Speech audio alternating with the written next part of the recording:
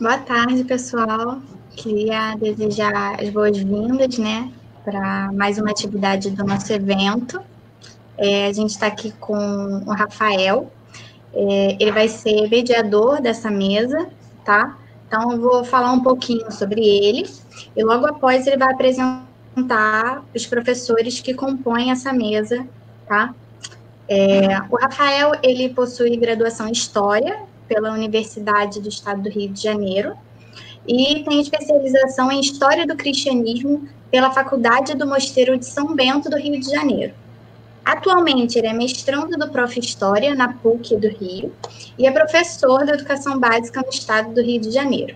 Ele integra os seguintes grupos de pesquisas: o Laboratório de Ensino de História e Patrimônio Cultural e o Laboratório de Ensino de História, Videogames e Simulações Digitais. Então, eu deixo agora nas suas mãos, Rafael. Muito obrigada por ter aceitado esse convite, né, para estar mediando aí essa mesa com os professores que vão entrar a seguir. Então, eu desejo uma boa atividade para todos. Muito obrigada. Até mais. Obrigado, Michele. Boa tarde, gente. Estamos aqui abrindo a nossa mesa redonda, que vamos debater sobre os dilemas da inteligência artificial e suas relações com a ética. Temos aqui conosco a professora N. Magali de Paula Canuto. Ela possui graduação em Ciência da Computação pela Universidade Federal do Rio Grande do Norte, mestrado em Ciência da Computação pela Universidade Federal de Pernambuco e doutorado em Engenharia Eletrônica pela University of Kent at Canterbury. Atualmente, ela é professora titular da Universidade Federal do Rio Grande do Norte, tem experiência na área de ciência da computação, com ênfase em sistemas inteligentes, atuando principalmente nos seguintes temas: sistemas multiclassificadores, sistemas multiagentes, redes neurais artificiais, ambiente multiagente e redes neurofuzzy. Como pesquisadora, publicou quase 200 artigos em revistas e congressos nacionais e internacionais, e orientou 15 teses de doutorado e 25 dissertações de mestrados, todas na área de sistemas inteligentes. Junto com a professora Anne, nós temos Marcelo de Araújo. Possui graduação em Filosofia pela Universidade Federal do Rio de Janeiro, mestrado em Filosofia pela Universidade Federal do Rio de Janeiro e doutorado em Filosofia pela Universidade de Constanz, Alemanha. É professor associado de Ética do Departamento de Filosofia da Universidade do Estado do Rio de Janeiro e professor associado de Filosofia do Direito da Faculdade de Direito da Universidade Federal do Rio de Janeiro. Sua pesquisa atual tem como foco principal as implicações éticas decorrentes das novas tecnologias. Em 2019, publicou o livro Novas Tecnologias e Dilemas Morais. Sua pesquisa conta com o apoio financeiro do CNPq e da FAPERJ. Também temos conosco Rita Ribeiro, professora auxiliar do Departamento de Ciência de Computadores da Faculdade de Ciências da Universidade do Porto, Portugal, investigadora do Laboratório de Inteligência Artificial e Apoio à Decisão, do Instituto de Engenharia de Sistemas e Computação, Tecnologia e Ciência. Fez o doutoramento na Universidade do Porto, na área de Machine Learning, e seus principais interesses de investigação centram-se em problemas de aprendizagem em domínios desbalanceados, detecção de anomalias e problemas relacionados com o social good. Esteve envolvido em vários projetos de investigação relacionados com problemas ambientais, detecção de fraudes e aplicações de manutenção preditiva. É membro do comitê de programa de várias conferências internacionais, atuando também como reviewer de várias revistas internacionais e tem estado também envolvida na organização de eventos científicos de prestígio. Atualmente, ela é membro do grupo de trabalho do European Marine Board sobre Big Data and Marine Science e também diretora do mestrado em Ciência de Dados da FCUP.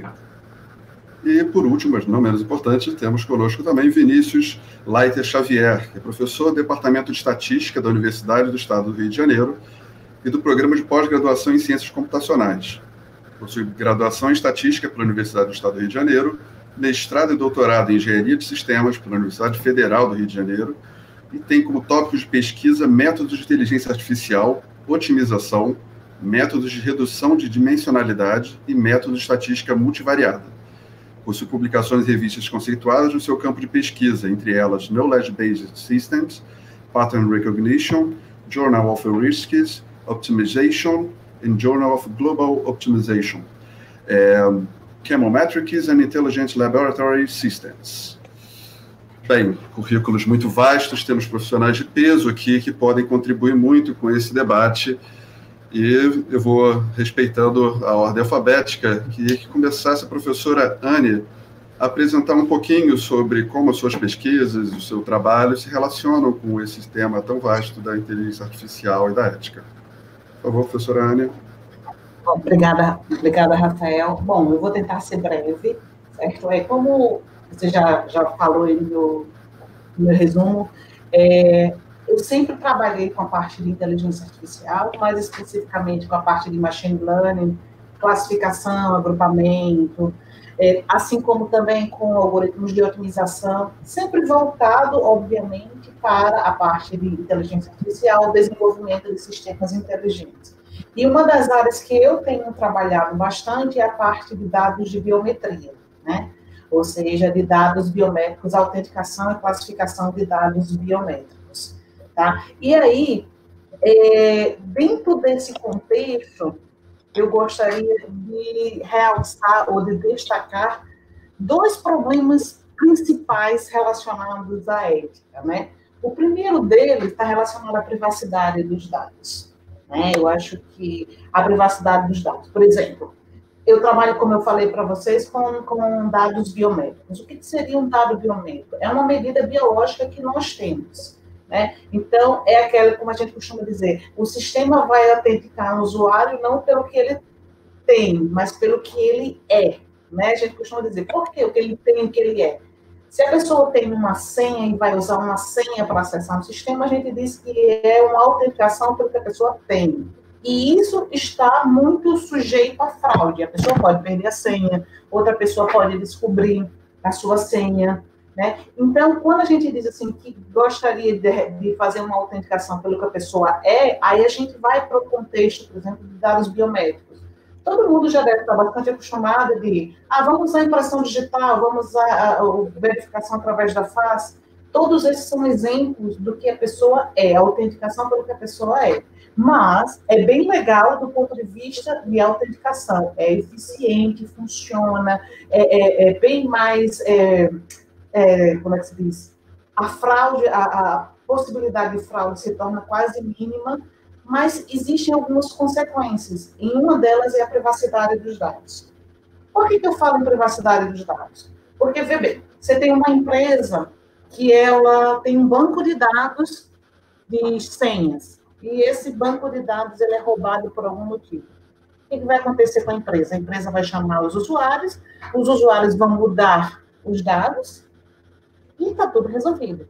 Mas se esse banco de dados for um banco de dados de biometria, banco de dados de impressão digital, a empresa não pode chamar o usuário e dizer assim, olha, apaga a tua digital e coloca outra porque a tua foi roubada.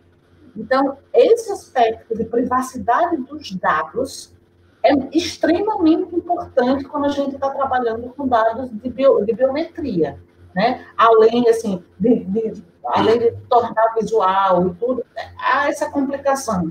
Se for roubado de alguma forma, como que a gente vai fazer para que isso não seja usado contra o usuário?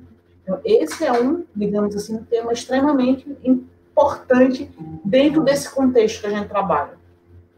O outro aspecto, o outro problema principal que eu gostaria de levantar aqui é em relação à autonomia dos sistemas inteligentes, né? A gente já deve ter escutado bastante, os sistemas inteligentes têm que ser autônomos, acho que a maioria de vocês já deve ter visto a história dos carros autônomos, que é extremamente interessante, que digamos assim, é o nosso futuro. Mas existe também por trás disso alguns aspectos que a gente precisa levar em consideração. Até onde deve ir a autonomia de uma máquina?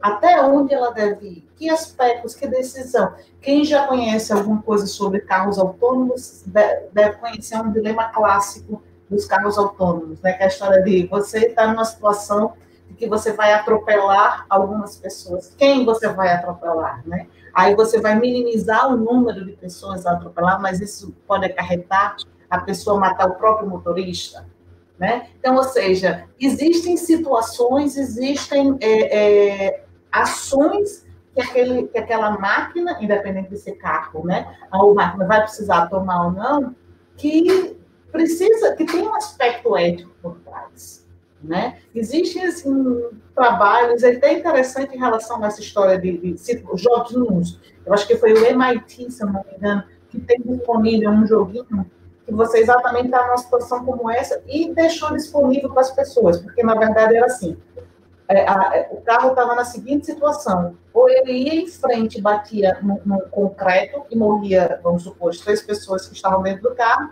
ou ele desviava para uma faixa de pedestre, e matava uma família que estava atravessando na faixa de pedestre. Aí a coisa mais interessante é que o resultado dessa pesquisa foi que a metade das pessoas tomavam uma atitude, a outra metade tomava outra. Ou seja, nem mesmo entre os seres humanos há um consenso do que fazer, né? Existe um outro grupo de pesquisadores que não defendem, né? Mas é interessante a gente ter essas regras ou não, né? É outro questionamento que eu estou deixando aqui para vocês. Certo? Então, acho que existem muitos questionamentos éticos dentro do desenvolvimento da inteligência artificial que a gente precisa ver, que a gente precisa pensar no decorrer, no desenvolvimento dessas técnicas. Tá certo? Obrigada, e eu passo a palavra para o Rafael, novamente. Perfeito, professora, muito instigante. Vou agora passar a palavra ao professor Marcelo, que, com sua formação sólida na área de ética, pode dar um panorama melhor para a gente sobre esse quadro. Por favor, professor Marcelo. Obrigado, Rafael Albuquerque, pela introdução, e obrigado também ao Igor Morgado pelo convite para participar do evento. Como o Rafael já mencionou, né, a minha área não é área técnica, é bastante diferente da formação da professora Canuto. A minha área de filosofia, com mestrado, doutorado, tudo na área de filosofia. E dentro da filosofia, assim, as 2 áreas em que eu atuo na UERJ, sobretudo, é a ética e a filosofia política. E a partir de 2013, depois de um estágio de pesquisa em Oxford, eu comecei a me concentrar bastante na discussão mais de tópicos de ética aplicada e, mais especificamente, na discussão sobre as implicações éticas de novas tecnologias. E as 2 tecnologias pelas quais eu mais me interesso são as novas biotecnologias e a inteligência artificial. Só para dar um panorama assim, do que eu tenho pesquisado, e dentro das novas tecnologias, das biotecnologias, eu tenho me interessado bastante pela questão do moral enhancement, né, como se fala em inglês, do aprimoramento humano, ou seja, sobre o uso de tecnologias, sobretudo da área médica, não para tratar das pessoas, mas para fazer com que elas tenham um desempenho cognitivo, esportivo, qual seja, melhor do que o considerado normal. Disso se seguem várias questões éticas, que são questões que me interessam. A inteligência artificial desempenha também um papel importante nessa discussão sobre aprimoramento humano, mas o outro aspecto, outro tipo de tecnologia pela qual eu tenho me interessado bastante é a inteligência artificial, como todos aqui, e mais especificamente ainda por novas técnicas para a produção de texto. Tem havido muita discussão de algum tempo para cá sobre as implicações éticas da área de inteligência artificial. A professora Canuto chamou a atenção para um aspecto importante relativo à privacidade. Um aspecto que eu acho que talvez tenha sido menos considerado até agora, e é o que é mais interessante, é sobre quais são as implicações éticas da produção ou da criação de máquinas que produzem texto. Eu acho que nós, na academia, nos acostumamos a lidar com a ideia de que um aspecto ético da inteligência artificial consiste na possibilidade de produção em massa de desemprego nos diversos setores, nos mais diversos setores, mas nós, na academia, talvez muito confortavelmente acreditamos que nós somos insubstituíveis. Uma boa parte do tempo a gente trabalha produzindo textos, e os textos podem ser dos mais diversos possíveis, podem ser resenhas, podem ser pareceres, podem ser textos para projetos de pesquisa, para conseguir financiamento, pode ser uma monografia, uma tese de mestrado, uma tese de doutorado. E eu acho que uma ideia textos relativos à produção de hipóteses científicas, E eu acho que uma ideia que vigorou, ou que tem vigorado já há bastante tempo, é a suposição implícita ou explícita de que essa área é impossível que a inteligência artificial possa fazer alguma coisa de realmente interessante nessa área. O que eu tenho me interessado é, basicamente, ver o que existe nessa área e pensar quais seriam as implicações desse tipo de aplicação dessas tecnologias à produção de texto.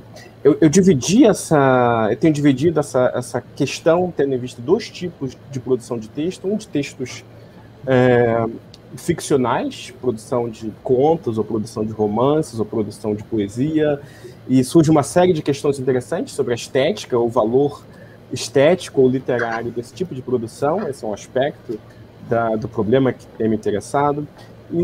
Mas esse eu acho que é um pouco ainda especulativo. Eu acho que o tipo de produção de texto ficcional que tem surgido até agora nessa área talvez não seja muito interessante em termos estéticos, em termos de produção, muito embora esses textos possam ser interessantes a título de desafio para a produção de literatura daqui para frente. O outro aspecto que me interessa é a discussão sobre produção de textos não ficcionais, ou seja, textos que são relevantes para a produção científica, e quais seriam as implicações éticas disso. E, ao tentar dar uma resposta à pergunta sobre as implicações éticas desse tipo de produção, eu tenho em mente dois tipos de implicações, talvez uma negativa e uma positiva. Uma negativa, acho que é relativamente óbvio. Plágio vai ser um problema muito, muito menor. Quem corrige prova, quem corrige trabalho, sabe que isso é um problema sério. Basta entrar no Google, a gente sabe que o texto não é difícil de detectar plágio. Se, no entanto, uma máquina puder produzir um texto que seja pelo menos inteligível, um texto de graduação, vai ser muito difícil considerar isso um tipo de plágio, mas, por outro lado, vai ser um grande problema para a produção de conhecimento, para a produção da originalidade, por exemplo, dos textos produzidos por discentes. E eu acho que isso vai ser um grande desafio, e eu acho que a gente, na academia, não levou muito a sério essa possibilidade até agora. O que me interessa também, eu acho que eu já passei muito dos 5 minutos, mas o que me interessa também são o aspecto positivo dessa possibilidade de colocarmos sistemas de inteligência artificial para a produção de texto não ficcional, que consiste na democratização do conhecimento, né?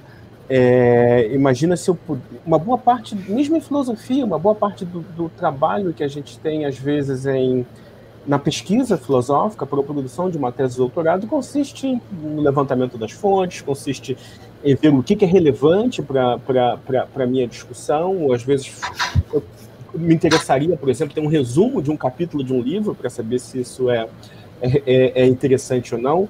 Uma série de tarefas que poderiam, em princípio, ser feitas em grupo, mas, em princípio, nós poderíamos ter sistemas de inteligência artificial como coautores de texto. E se isso for possível, acho que isso já existem bons indícios disso que pode ser implementado daqui para frente. Como é que a gente vai passar a lidar na academia com essa ideia de um coautor não humano? Acho que disso se seguem mais questões éticas, mas eu acho que eu já passei dos meus 5 minutos. Eu terei prazer de retornar algum desses tópicos na nossa discussão. Perfeito, professor. Vamos ter várias oportunidades para retornar a esse tema.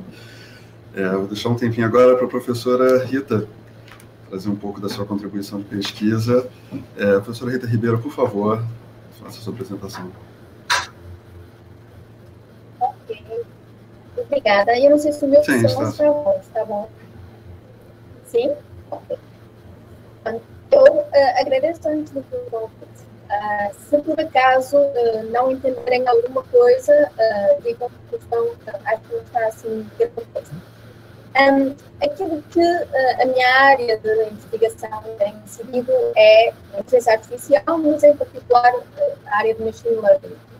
E o machine learning hoje em dia está em todo lado. Não é? Nós temos no nosso dia-a-dia machine learning em todas as nossas tarefas. E, portanto, o machine learning está a ganhar um papel cada vez fundamental das nossas vidas. Uma série de tarefas que já nem conseguimos imaginar se não tivéssemos o Google, se tivéssemos uma série de outras funcionalidades que nos são, que nos ajudam nas tarefas do dia a dia. Mas podem ser questionáveis. Podem ser questionáveis no tipo de dados que usam de nós, no tipo de informação e uso que fazem desses dados. Essa questão é uma questão mais geral, eu acho que transversal da machine learning. Ok, eu vou tentar, se estiverem a ouvir mal, por favor, avisem outra vez, ok? Depois, aquilo que eu estava a dizer é que pronto, são questões mais transversais à machine learning hoje em dia, mas a minha investigação centra-se na aprendizagem a partir de dados que são desbalanceados. E esta aprendizagem a partir de dados desbalanceados é um problema que existe em muitos dados reais. Quanto mais temos acesso a dados hoje em dia, né, quanto mais aplicações tentamos abordar com o machine learning, temos este problema dos dados balanceados. Isso pode ser usado para efeitos bons de conservação da natureza, prever espécies em extinção, prever a emergência, por exemplo, de poluentes emergentes, é um dos trabalhos que eu já fiz em rios, mas também poderá ser usado e poderá ser, se não tratado, poderá ter consequências éticas importantes. Uma situação destas é, por exemplo, a antecipação de zonas de crime, o envio de pessoas, de polícias, para zonas onde provavelmente irão ocorrer certos crimes. O problema disso, nós temos normalmente um reporte desbalanceado dos crimes, ok? Crimes de violência doméstica, crimes de fraudes fiscais, outros tipos de crimes estão muito subrepresentados nos dados e, portanto, o algoritmo, que é um algoritmo que vai tentar generalizar e vai tentar obter os melhores resultados possíveis, vai tentar acertar naquilo que é mais comum, como é óbvio, não é? Aquilo que está menos representado será menos tido em conta pelo algoritmo. E como se fala, também se pode falar do tratamento de acessos a candidaturas, de empregos, de universidades, onde, se não tivermos cuidado, o algoritmo pode espelhar o nosso próprio bias, ok? Nós temos um bias, todos nós temos um bias, o algoritmo aprende a partir dos dados. Se não temos em atenção o tipo de métrica pela qual vamos avaliar a eficácia do nosso modelo, o nosso modelo, a única coisa que vai fazer é reproduzir esse bias, vai aumentar esse bias. E, portanto, é muito importante, neste momento, é uma das questões que se coloca, exatamente porque a machine learning é usada em muitas aplicações, e fala-se de casos, por exemplo, de acesso à universidade, onde eles têm muitas aplicações, muitos candidatos, e o algoritmo de machine learning faz uma linha de corte. Essa linha de corte, se for cega, se for do ponto de vista estatístico único, pode aumentar o bias, pode aumentar a injustiça entre a avaliação de candidaturas. E, portanto, eu acho que é um dos problemas reais que temos hoje em dia, é o cuidado das áreas onde aplicamos estes algoritmos de machine learning e como os vamos aplicar. Como dotar o computador desta noção de fairness. É complicado, mas é um dos tópicos que, hoje em dia, machine learning é uma área de investigação. Obrigado, professora Rita. Certamente isso é um desafio até para humanos, né? Não é um assunto só para inteligência artificial. Mas vamos abrir agora a última fala. Professor Vinícius Xavier, por favor, faça a sua explanação. Então, eu trabalho com diversas técnicas de inteligência artificial, diversos métodos, né?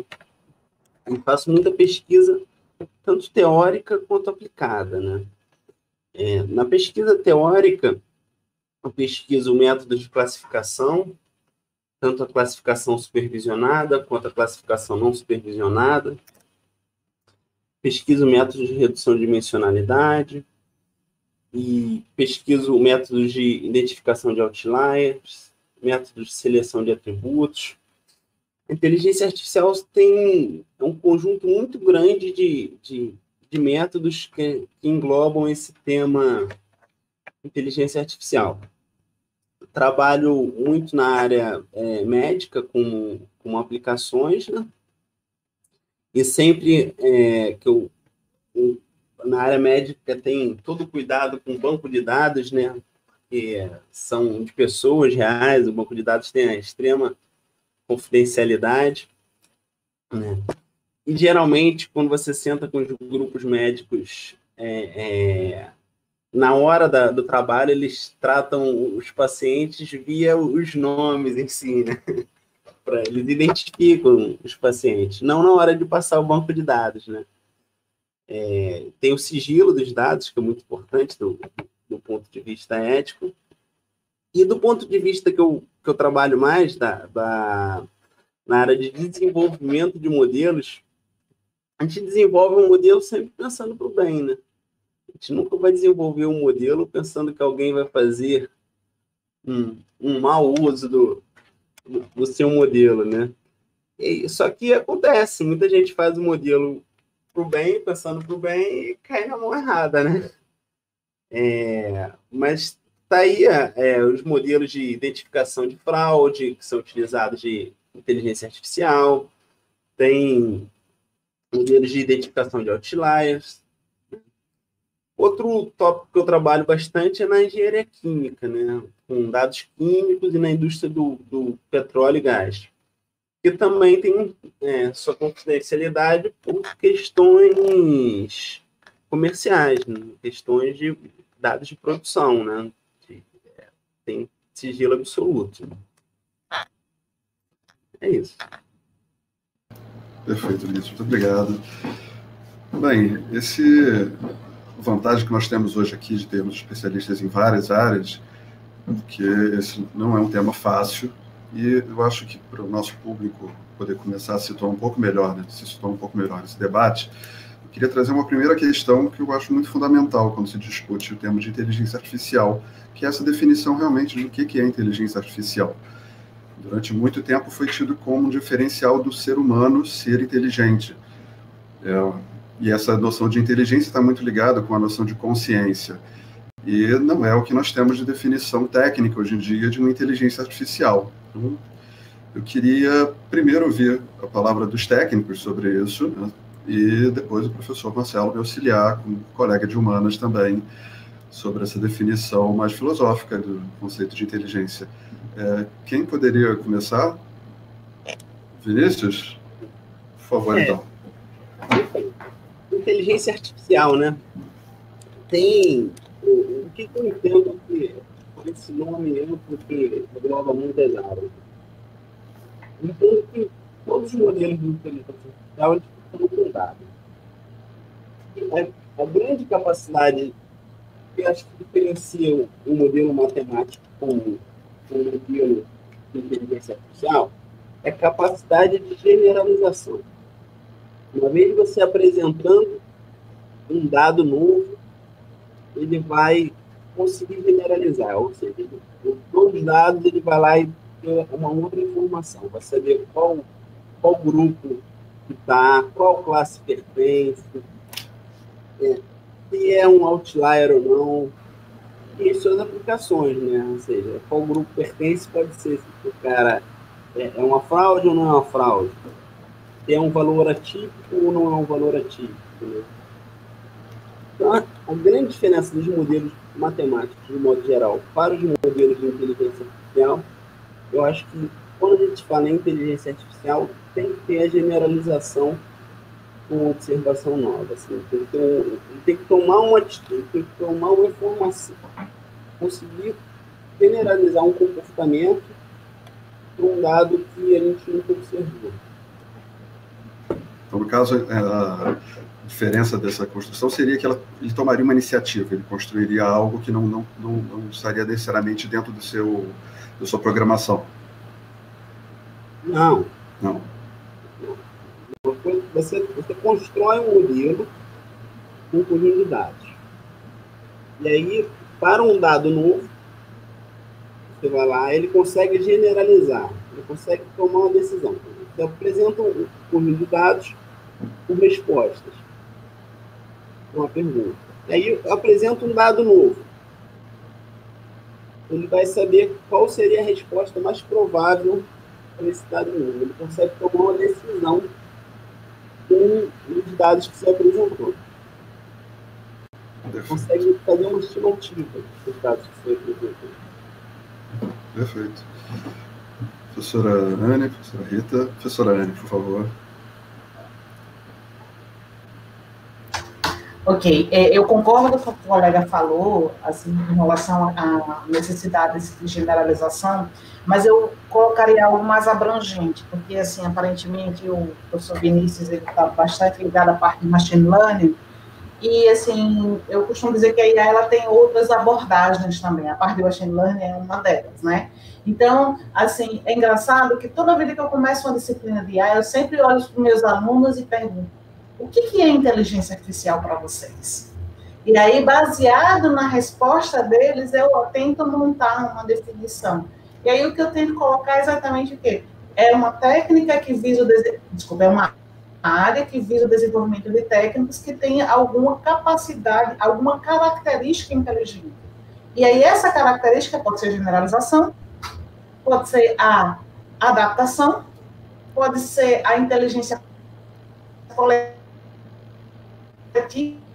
como a gente vírus que não tem em si sozinho, não tem a capacidade, não tem um comportamento inteligente, mas quando você abstrai e vê o coletivo, a coletividade ela tem inteligência. Então, assim, eu gosto de colocar essa definição mais abrangente, que aí, claro, engloba o que o professor Vinícius falou, que está muito voltado para machine learning, mas também engloba, por exemplo, algoritmos de otimização bioinspirados, que tem essa característica da inteligência coletiva, engloba, por exemplo, a abordagem simbólica, engloba multiagentes, sabe, assim, que são todas áreas que eu acredito que estão dentro do como é que chama, da umbrella, do guarda-chuva, que é a inteligência artificial, certo? Perfeito, amplia muito o conceito. Professora Rita, quer contribuir, por favor? Sim, eu ia complementar aquilo que a professora Anne falou, e eu penso que a inteligência artificial é, de facto, um conceito geral, onde nós tentamos desenvolver algoritmos que tentam reproduzir, de alguma maneira, aquilo que seria o comportamento humano. E isso pode ser pela tomada de decisões, pode ser pela percepção visual, pode ser pelo processamento de linguagem natural, que neste momento é uma das áreas também que está muito misturada com o machine learning, pode ser também por simples procura. Aprender a jogar um jogo é um algoritmo de procura, é a procura da vitória, não tem, é estabelecido um objetivo, é estabelecida uma função de reforço, digamos, de ganho, e o algoritmo procura no espaço de soluções possíveis aquilo que o conduz à vitória. Portanto, a inteligência artificial tem esta área muito abrangente, e agora, nos últimos anos, porque temos acesso a muitos dados, que são colecionados cada vez mais, tentamos que o algoritmo tenta, por ele, aprender uma função que está nos dados. E o suposto do machine learning é que o algoritmo vai ser tão melhor, o modelo que o algoritmo vai aprender vai ser tão melhor quanto mais dados dermos. Ele vai aprender com a experiência. Vai um bocadinho emular aquilo que também nós dizemos aos alunos normalmente. Na matemática ninguém aprende por osmose, não é? Aprende-se com trabalho, aprende-se praticando. E nesse aspecto, ainda que não seja garantido que mais dados necessariamente da origem do modelo, mas o pressuposto é que com a experiência o algoritmo, ou os algoritmos que utilizamos, vão construir um modelo cada vez mais eficaz. E cada vez mais eficaz, neste caso, se for machine learning, a classificar, a prever, a fazer agrupamentos dos dados. Portanto, a inteligência artificial é um campo muito abrangente e que nos últimos anos tem sido percepcionado até com esta questão de ciência de dados, não é? A ciência de dados que é, no fundo, tirar um bocadinho partido destes dados que vêm de vários domínios e fazer a aplicação destes algoritmos nestes domínios. Portanto, é trazer esta parte da inteligência artificial com os dados para vários domínios. Muito bom.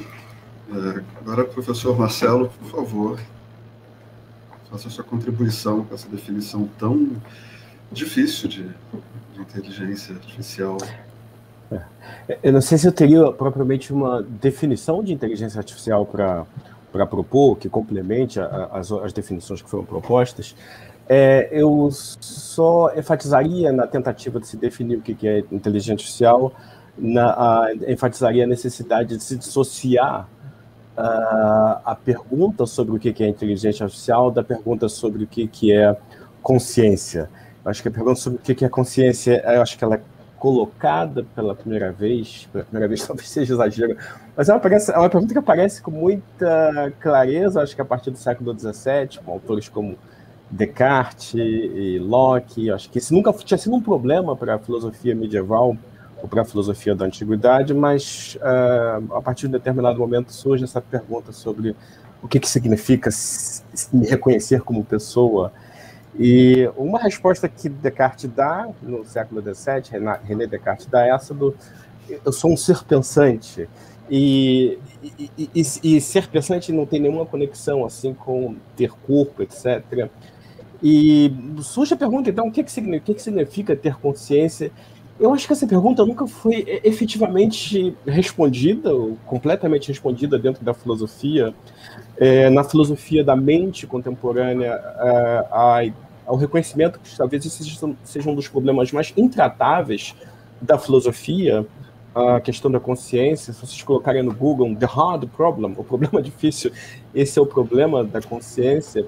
Eu acho que foi mais ou menos isso que Alan Turing tinha em mente, sem trocadilho, na verdade, em 1950, quando ele escreve o artigo seminal dele sobre inteligência artificial, quando ele se pergunta se máquinas podem pensar. Ele próprio diz, talvez não com essas palavras, ou pelo menos como eu entendo o texto, né, que ele não vai tentar pensar em termos de consciência, porque senão ele não vai resolver o problema. Acho que a questão que passa a ser central para ele é saber se máquinas conseguem imitar o comportamento de seres humanos em situações em que a gente diria, esse sujeito é inteligente. Inteligente por quê? Porque ele consegue colocar uma sequência em ordem alfabética ou em ordem de cores, ele ou ela consegue traduzir um texto, consegue dizer se aquilo é um piquinês ou se é um pastor alemão, etc. São todas habilidades que a gente diria que seres humanos têm, justamente porque são inteligentes. E eu acho que a resposta que ele dá na década de 50, do século passado já, na verdade, é que máquinas conseguem fazer isso, e a gente descobriu, é óbvio que elas conseguem fazer isso, nós não estaríamos aqui interagindo, mas eu acho que foi muito importante para ele dissociar um problema do outro. E dissociar também o problema sobre máquinas conseguem pensar ou não de um outro fenômeno, que é o fenômeno da compreensão. Quando a gente realiza todas essas tarefas, classificar objetos, traduzir, etc., eu não apenas traduzo do inglês para o português, eu traduzo e compreendo o que eu estou fazendo. Eu acho que uma questão que ficou bem conhecida, um experimento de pensamento bem conhecido do John Searle, na década de 80, essa ideia da máquina, do quarto chinês, né? Você pode ter máquinas que conseguem traduzir, mas que não tem essa capacidade de compreender coisas. Bem, isso tendo sido dito, eu também só queria enfatizar que, com isso eu não quero dizer que o fenômeno da consciência, o fenômeno da compreensão sejam fenômenos impossíveis de serem atribuídos a máquinas. É possível que máquinas consigam pensar nesse sentido mais complexo, de ter compreensão, ou de ter consciência em algum momento, mas eu só enfatizaria que, para termos uma teoria sobre inteligência artificial, tal como eu compreendo o problema, a gente não precisa responder, ter uma teoria sobre esses outros problemas filosóficos acerca do fenômeno da compreensão e do fenômeno do entendimento. É mais ou menos assim como eu vejo a interação entre, ou as implicações filosóficas de algumas questões sobre o que é inteligência artificial. Perfeito. Bem, como historiador, é uma questão que assola muito, porque o nosso foco nas ciências humanas é o ser humano. E quando se trabalha com uma ideia de uma inteligência artificial, há todo o questionamento mesmo de qual entendimento de humano que se tem para se construir uma artificialidade a partir dela. Eu lembro de uma frase muito famosa de um historiador francês no final da década de 60, que ele falava que no futuro o historiador seria programador ou não seria nada. Eu fiz o caminho contrário, eu comecei como programador e terminei como historiador. E na época ele pensava justamente sobre essa quantidade de dados massivos que nós recebíamos e como isso seria humanamente impossível de trabalhar e como seria interessante que se usasse o apoio de máquinas para trabalhar essa grande quantidade de dados e que na ponta estaria o humano, no caso dele, a construção do Laroy-Ladourier, estaria o humano historiador para fazer esse julgamento e esse trabalho final. Então, uma coisa que me pareceu, em vários momentos das apresentações de vocês, diz respeito a entender sobre essa generalização, mas não a generalização da capacidade da máquina de abordar, mas sim do que é entendido como humano, inteligência de cada um. Então, essa ideia da privacidade, por exemplo, que foi trazida pela professora Anne, ela não necessariamente é um conceito global. Ela pode ser dada em dado momento para certo povo de uma maneira, para outro de outra maneira. Ele é muito recente, historicamente falando, a ideia de privacidade é extremamente recente. E acho que nos traz esses questionamentos, vivendo num mundo globalizado, de como, às vezes, uma máquina, um dispositivo que é feito e que é usado amplamente no planeta, ele está trabalhando com diferenças culturais muito marcantes, né? E muitas vezes essa dificuldade de como fazer como esse sistema poderia fazer o trabalho com essa discrepância toda. Vocês poderiam falar um pouquinho sobre essa questão da alimentação de dados e de que maneira, talvez a professora Rita, explicar como é que isso talvez potencialize desigualdades ou dificulte um pouco para o sistema, de acordo com como ele é alimentado mais por um certo tipo de dados do que de outro, como isso pode causar desequilíbrios nesses modelos de inteligência artificial? Sim. Antes de falar isso, eu só gostaria de acrescentar uma coisa em relação ao que o professor Marcelo falou, que acho que é importante, que é esta questão que ainda não está bem definida do que é a consciência. O cérebro humano, de todos estes temas ainda são muito abstratos e, portanto, a inteligência artificial bebe de algoritmos e algoritmos vêm da matemática e, portanto, são extremamente definidos. Não conseguimos fazer ainda, e enquanto não compreendermos estes conceitos de uma forma clara e definida, não o vamos conseguir transmitir para a máquina e, portanto, a máquina não vai conseguir aprender esse conceito. E, portanto, eu acho que isso é o primeiro gap que nos coloca em relação a este problema de que será que as máquinas têm consciência? Mas o que é consciência? Nós precisamos definir o que é consciência para podermos dar uma maneira brutal de consciência. Isso é a primeira questão mais filosófica que pode ser colocada. A outra questão é realmente essa da desigualdade e do desbalanceamento dos dados. O que é que acontece? Acontece que os algoritmos, em particular, agora que estou a falar de machine learning, são algoritmos que se baseiam na estatística. E, portanto, o que nós lhe definimos são métricas que podem ser: eu quero que acertes a maior parte das vezes. Se o que lhe estamos a dar é 1000 casos de um tipo e 10 casos do outro, é a questão, por exemplo, da fraude. Vamos imaginar num cenário de fraude, temos milhões de transações de cartões de crédito, ok? Só uma percentagem pequenina delas é que são fraudulentas. A questão é que o algoritmo, se for cego a isto, o que é que acontece? Ele diz: ok, vou prover sempre que não é fraude e vou ter 99% de acerto. A questão é que, do ponto de vista estatístico, isto é válido, mas do ponto de vista daquilo que pode interessar, neste caso a detecção de fraude, a detecção dos casos raros, são aquilo que é mais relevante. E isso tem implicações nos próprios algoritmos de machine learning. Estes desbalanceamentos dos dados começaram a surgir exatamente quando se começou a aplicar o machine learning a dados reais. Porque quando eram estudados os algoritmos, em teoria, eles eram construídos com conjuntos de dados relativamente pequenos, bem balanceados. Agora, quando temos que utilizar em cenários reais, nós deparamos com estas questões de desbalanceamento. E o desbalanceamento faz com que o algoritmo tenha um enviesamento para aquilo que é mais comum. É mais comum que haja crimes de violência, então vamos dirigir os nossos esforços para tentar prevenir esses casos. Há um caso paradigmático que se calhar todos vocês ouviram, mas de um algoritmo de machine learning que foi testado nos Estados Unidos para fazer sentenças. eu não sei se já ouviram falar, não é?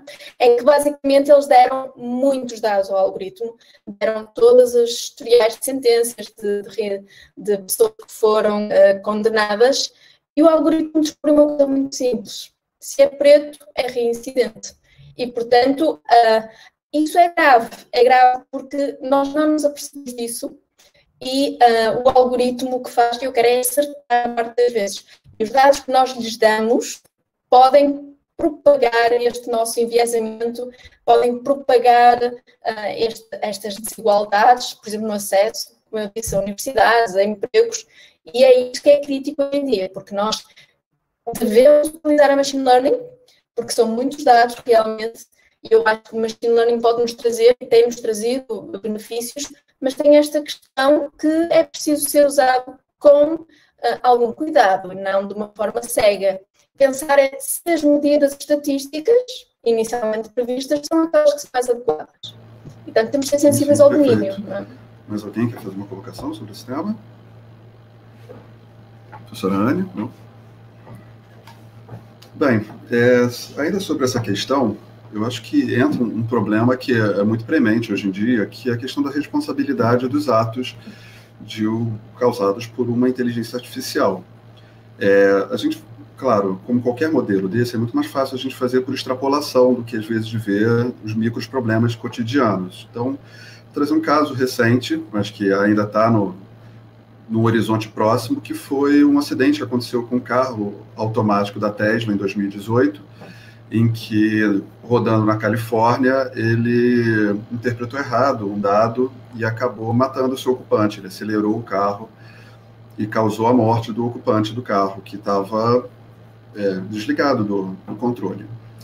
E acabou trazendo uma série de debates, né, sobre essa questão da responsabilidade sobre aquele ato específico. O programador seria responsável, os dados são os responsáveis, o cientista é responsável pelos dados, a máquina. Como é que vocês veem essa situação? Claro, num campo muito hipotético mesmo, entendendo que essa é uma área que ainda está sob forte investigação e que a maior parte dos governos do mundo ainda não tem uma resposta direta sobre isso. Vocês teriam alguma contribuição? Anne, por favor. É um tema bastante interessante mesmo, que a gente tem que pensar. E aí eu ainda iria assim, na verdade, eu não sei se eu tenho resposta para isso, mas eu vou levantar mais um ponto ainda. A história da queda dos aviões da Boeing, né? Aqueles 2 aviões, acho que 777, eu não me lembro exatamente, aqueles aviões mais novos que caíram, e que primeiro, é engraçado, né? Como o pessoal sabe que eu sou dessa área de arte, teve um aluno que chegou para mim e disse: tá vendo, professor, a inteligência artificial derrubou 2 aviões. Eu escutei isso e disse assim: bom, vamos investigar, né? Eu fui dar uma olhada, que na verdade foi um erro de projeto. Desculpa, não foi nem um erro de projeto, foi um erro de decisão, porque acho que precisava de 8 sensores, de um número maior de sensores, e aí veio a ordem que não vamos usar os 8, vamos usar só 4, né? Aí, ou seja, foi uma decisão, aparentemente quem projetou o módulo que deu problema disse, não, precisaria de 8. Aí, uma decisão, acho que de gestão ou de alguma coisa, disse, não vamos usar 8, vamos usar 4. Né? É uma situação muito parecida com aquela que, infelizmente, a consequência foi muito pior do que desse do carro da Tesla, mas eu concordo. Não sei quem culpar, quem a gente vai culpar, né? Porque, bem, existe digamos assim, um conjunto de crenças, pelo menos inicial dos módulos, né? Quem vai colocar aquilo? É o projetista. Então, se aconteceu alguma coisa errada, a culpa é do projetista, a culpa é de quem colocou o conhecimento, quem definiu as regras iniciais, né? Não sei realmente te responder o que seria, mas é extremamente intrigante a gente pensar nisso, e até mesmo as pessoas vão começar até a cuidar. Peraí, se eu tiver que ser responsabilizado por isso, eu não vou fazer, porque eu não sei o que pode acontecer, né? A gente como desenvolvedor, a gente como projetista, seja lá o que for, a gente vai começar a ficar com medo, se eu for culpado de alguma coisa, mas em compensação também, alguém vai ter que ser culpado, né? Alguém vai ter que levar a culpa disso. Houve um erro de julgamento, houve um erro de tomada de decisão, houve um erro de gestão. Quem foi o responsável por isso? Eu acho que não vai ser assim, é isso, é aquilo. Eu acho que vai ter que ser caso a caso, na minha opinião. Certo? É isso. Perfeito. Vinícius, por favor. Em muitos casos, o algoritmo de inteligência artificial não funciona sozinho. O resultado que ele dá exige a validação humana,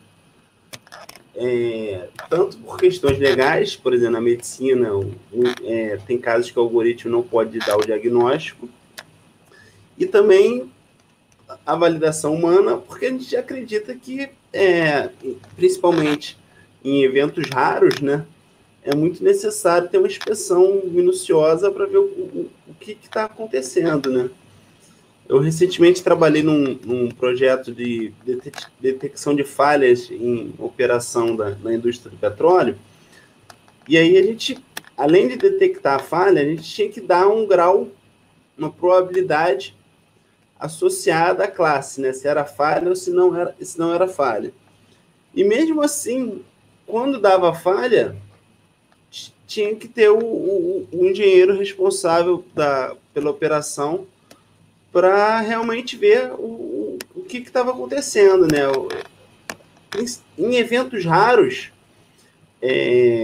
se torna mais necessário ainda o controle maior e, além disso, o humano, né? O algoritmo de inteligência artificial não é capaz de resolver por si só sem ter uma pessoa validando, né?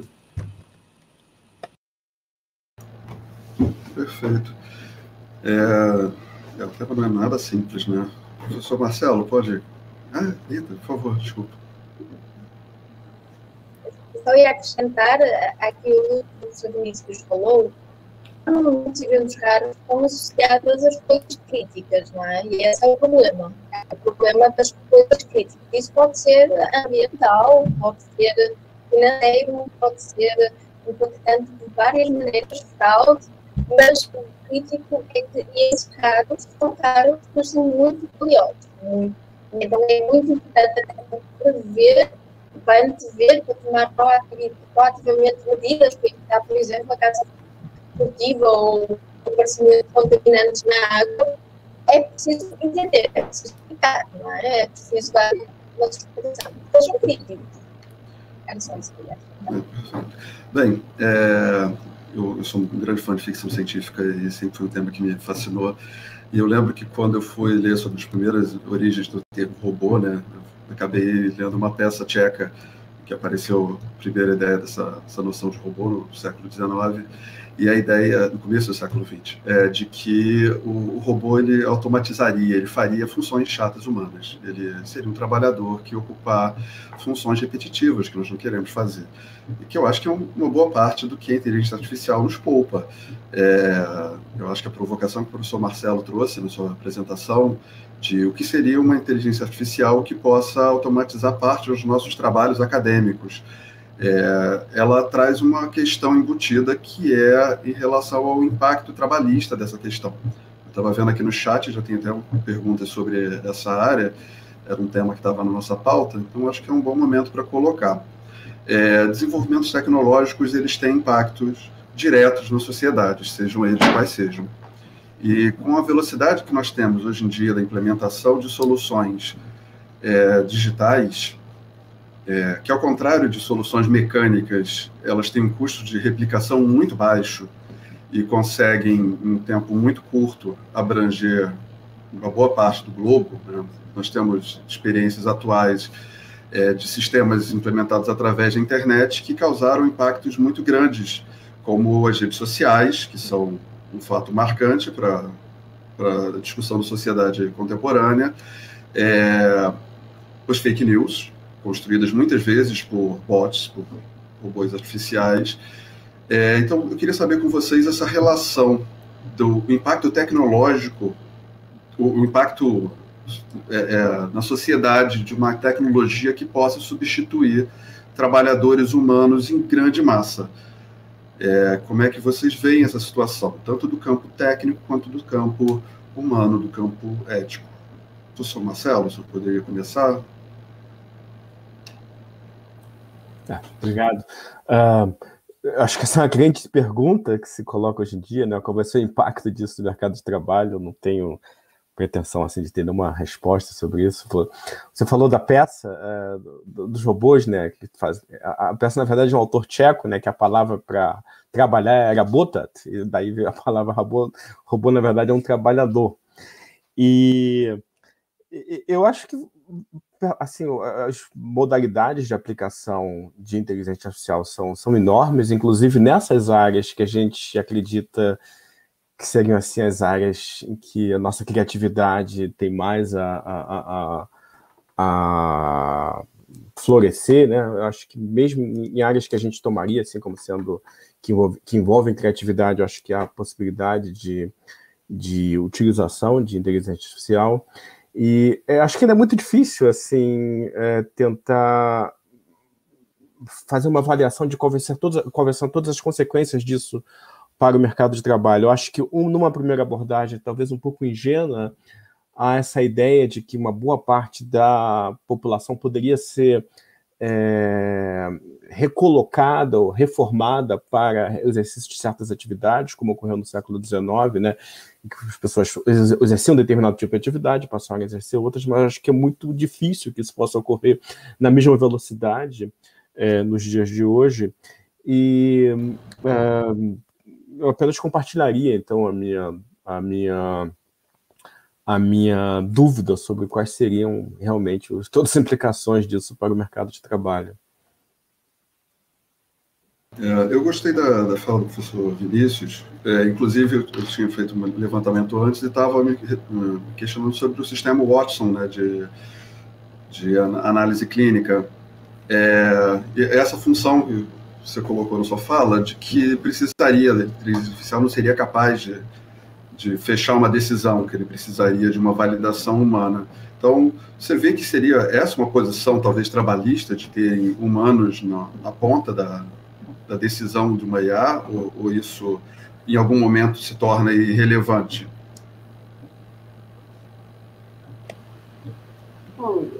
No caso médico, às vezes é muito relevante por conta da gravidade, né?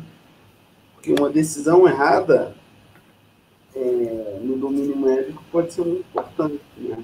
Então, e também por questões legais, que tem questões legais associadas, né? Mas, em relação aos métodos, a gente está caminhando em muitos campos para algoritmos cada vez melhores e está cada vez menos necessário ter a segunda opinião humana, né? Eu penso que a área médica, em especial, tem esse questionamento em relação a risco de vida, né, de morte, mas que isso pode ser permitido em qualquer área, né? Um erro de planejamento de um prédio pode condenar mais vidas, né? Então, a questão que a professora Rita trouxe mesmo do sistema jurídico, de você ter condenações reproduzindo, às vezes, práticas históricas de discriminação, são muito marcantes também. Então, por favor, professora Rita. Obrigada. Eu ia falar da questão agora me deu uma branca. Estava a falar da questão jurídica, da questão do impacto no mercado de trabalho destes algoritmos de inteligência artificial.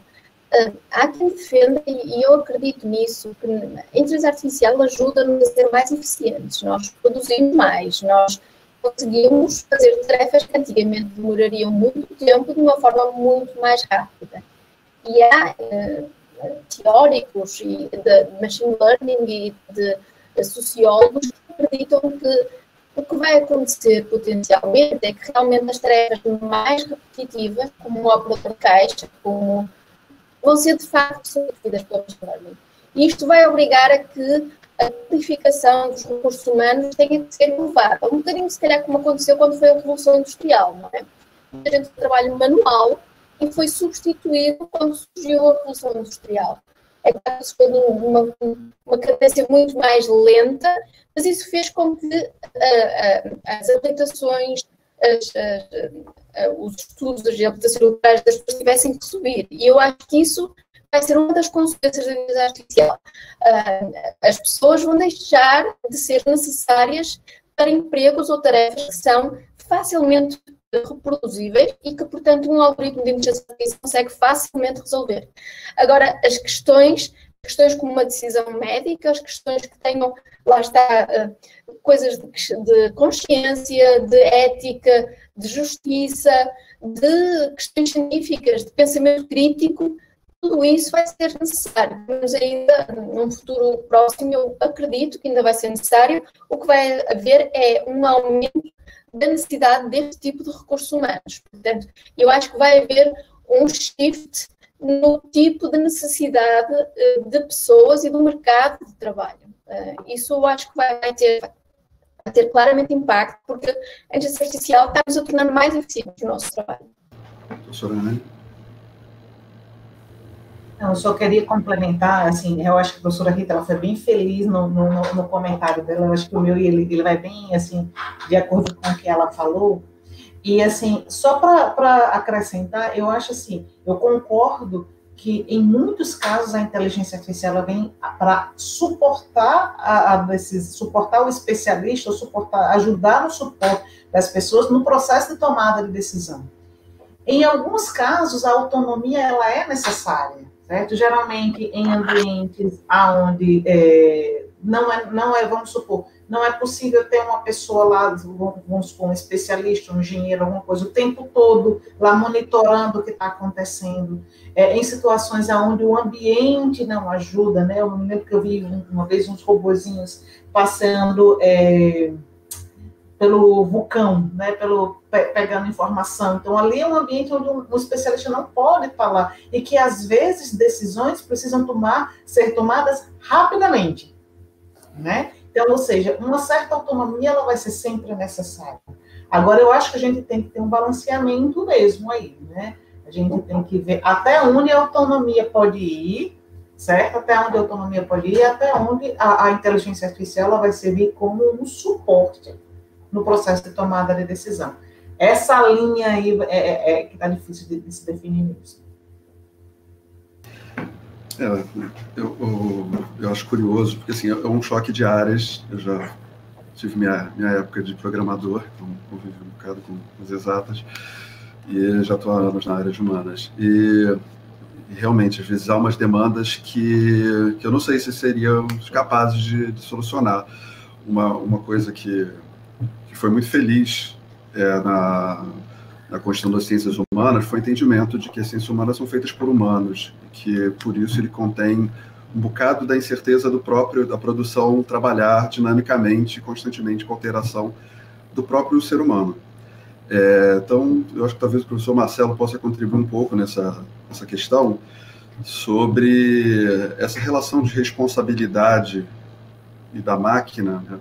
Sobre até que ponto isso é um limite de nós, cientistas humanos, definirmos o que, com uma maneira mais absoluta, os nossos referenciais, ou a que ponto isso é uma limitação mesmo da máquina, né? Que não temos ainda no horizonte, talvez, uma possibilidade dela assumir responsabilidades como se fosse um humano.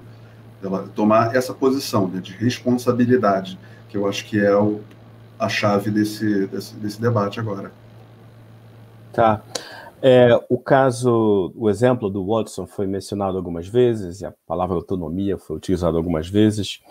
O que eu sei agora é que é quase que imbatível, assim, no reconhecimento, por exemplo, de análise de imagens radiológicas. O que eu li é que é praticamente imbatível encontrar padrões de câncer, etc, etc. Aí eu entendi que na nossa discussão agora ficou um pouco a pergunta sobre quem deve ter a palavra final, se é o médico, se é o especialista, ou se é a máquina. Talvez a gente tenha deixado também de lado de fora a autonomia, no caso específico de tecnologia médica, né, a autonomia de uma outra figura que é a do paciente. Se o paciente sabe de antemão que o Watson é quase imbatível, a pergunta é se não deve ser decisão final do paciente saber se ele quer o conselho, né, a decisão tomada pela máquina ou pelo médico. A partir do momento em que a gente já tem essa informação, por exemplo, que é uma decisão difícil, assim, se a máquina consegue encontrar, um bom especialista consegue examinar, eu não sei, quantas imagens ao longo de sua 30 anos de carreira e quantas imagens um sistema de inteligência artificial consegue examinar em 30 horas e talvez em casos em que haja esse conflito de autonomia, a pessoa que mais vai ser afetada pela decisão é que talvez deva ter a palavra final. Acho que num caso como esse, talvez seja o paciente. É diferente do caso levantado pela professora Anne Canuto, de situações em que você tem que tomar decisões rápidas. E aí é claro que você não tem como esperar que talvez um especialista tome a melhor decisão naquela situação. Talvez o mais responsável nesse tipo de situação seja, de fato, que a decisão seja tomada pela máquina. Foi, eu acho que um tópico anterior da nossa discussão, essa pergunta sobre responsabilidade, até que ponto máquinas são responsáveis ou não. E no caso específico dos carros autônomos, né, é tanta gente que participa da produção do algoritmo e são tantos dados, e o banco de dados pode ser tão heterogêneo que fica muito difícil realmente atribuir responsabilidade quando alguma coisa dá errado, ou culpabilizar, que foi uma outra expressão que foi utilizada aqui. Eu não tenho nenhuma resposta para isso, evidentemente, mas o que eu acho também é que essas situações elas evidenciam talvez uma certa ingenuidade que a gente tem com relação às nossas próprias ações. Talvez nós começamos a nos dar conta também de que nós somos, talvez, seres humanos, né, assim, excessivamente otimista com relação à nossa capacidade de sermos autônomos e de sermos inteiramente responsáveis pelas coisas que nós fazemos, né? Eu acho que muitas pesquisas feitas nos últimos anos em Portugal, com o professor Damasio, por exemplo, e várias áreas hoje em dia das neurociências, da psicologia social, mostram quantas pessoas são completamente irracionais quando tomam decisões. O livro é um best-seller, mas que eu acho fabuloso, do Kahneman, Pensando Devagar e Rápido, assim, mostra o quanto a gente tem essa ilusão de autonomia, ilusão de responsabilidade. E eu talvez não seja assim um pensamento tão distópico a ideia de que talvez máquinas possam muito bem tomar decisões mais responsáveis do que as decisões que a gente toma, né? Existem estudos, por exemplo, esse é um estudo de Israel, em que as pessoas, na área do direito, assim, tem vários processos e os juízes têm que fazer várias sentenças em pouco tempo. E parece que quanto mais vai chegando a hora do almoço, o pessoal está com muita fome, mais austeras são as decisões. O que não faz muito sentido, porque a quantidade de glicose no teu organismo não deveria ter... essa é a ilusão que eu quero dizer, não deveria ter nenhum tipo de influência sobre o nosso aparato cognitivo, mas a verdade é que tem um monte de coisa que influencia as nossas decisões, da mesma maneira em que um monte de fatores influenciam também as decisões do sistema de inteligência artificial. O problema é que, com relação a nós, a gente tem essa autonomia de que tem alguém o tempo todo no comando lá, de que tem alguém dentro de uma caixa que... Mas eu acho que é uma grande ilusão também, que está ficando talvez mais clara nessas situações, né? Então,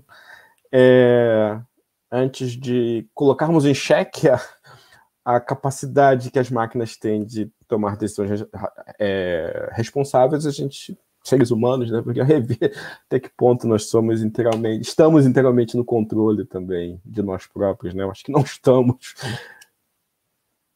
Eu acho genial essa questão de que a nossa relação com as máquinas acaba, às vezes, potencializando visões de nós mesmos, né? Nós como seres humanos individuais e nós como seres humanos como sociedade. Por isso, inclusive, eu coloquei a questão da globalização como uma preocupação sobre a questão de um algoritmo que vai perpassar a esfera cultural do seu programador. Então, nós temos bolhas de redes sociais que, às vezes, não saem de algum quadro cultural.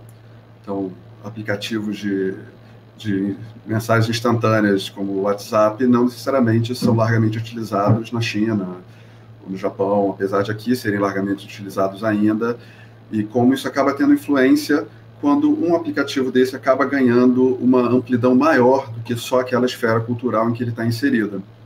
Então, nós temos um bloco ocidental que compartilha de uma série de traços culturais, em especial ligados com suas práticas cotidianas econômicas e políticas, e que isso, às vezes, trazem traços ideológicos que vão marcar nossas construções, não só nossas construções cotidianas, como nossas construções teóricas, e que vão formatar um bocado a nossa noção de inteligência.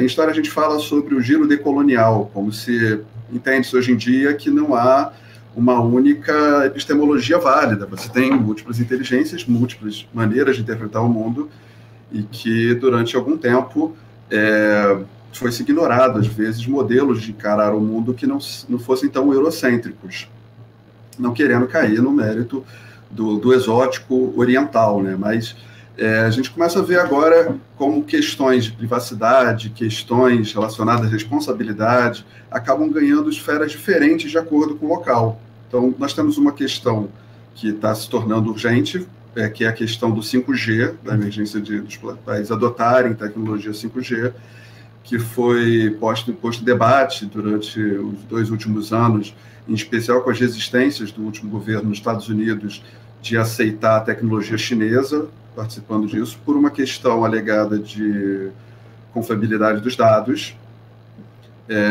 Outros apresentam que havia uma resistência também em relação com a questão trabalhista, indicando que o 5G acabaria tornando possível você empregar trabalhadores de campos muito distintos, como já acontece em algumas áreas.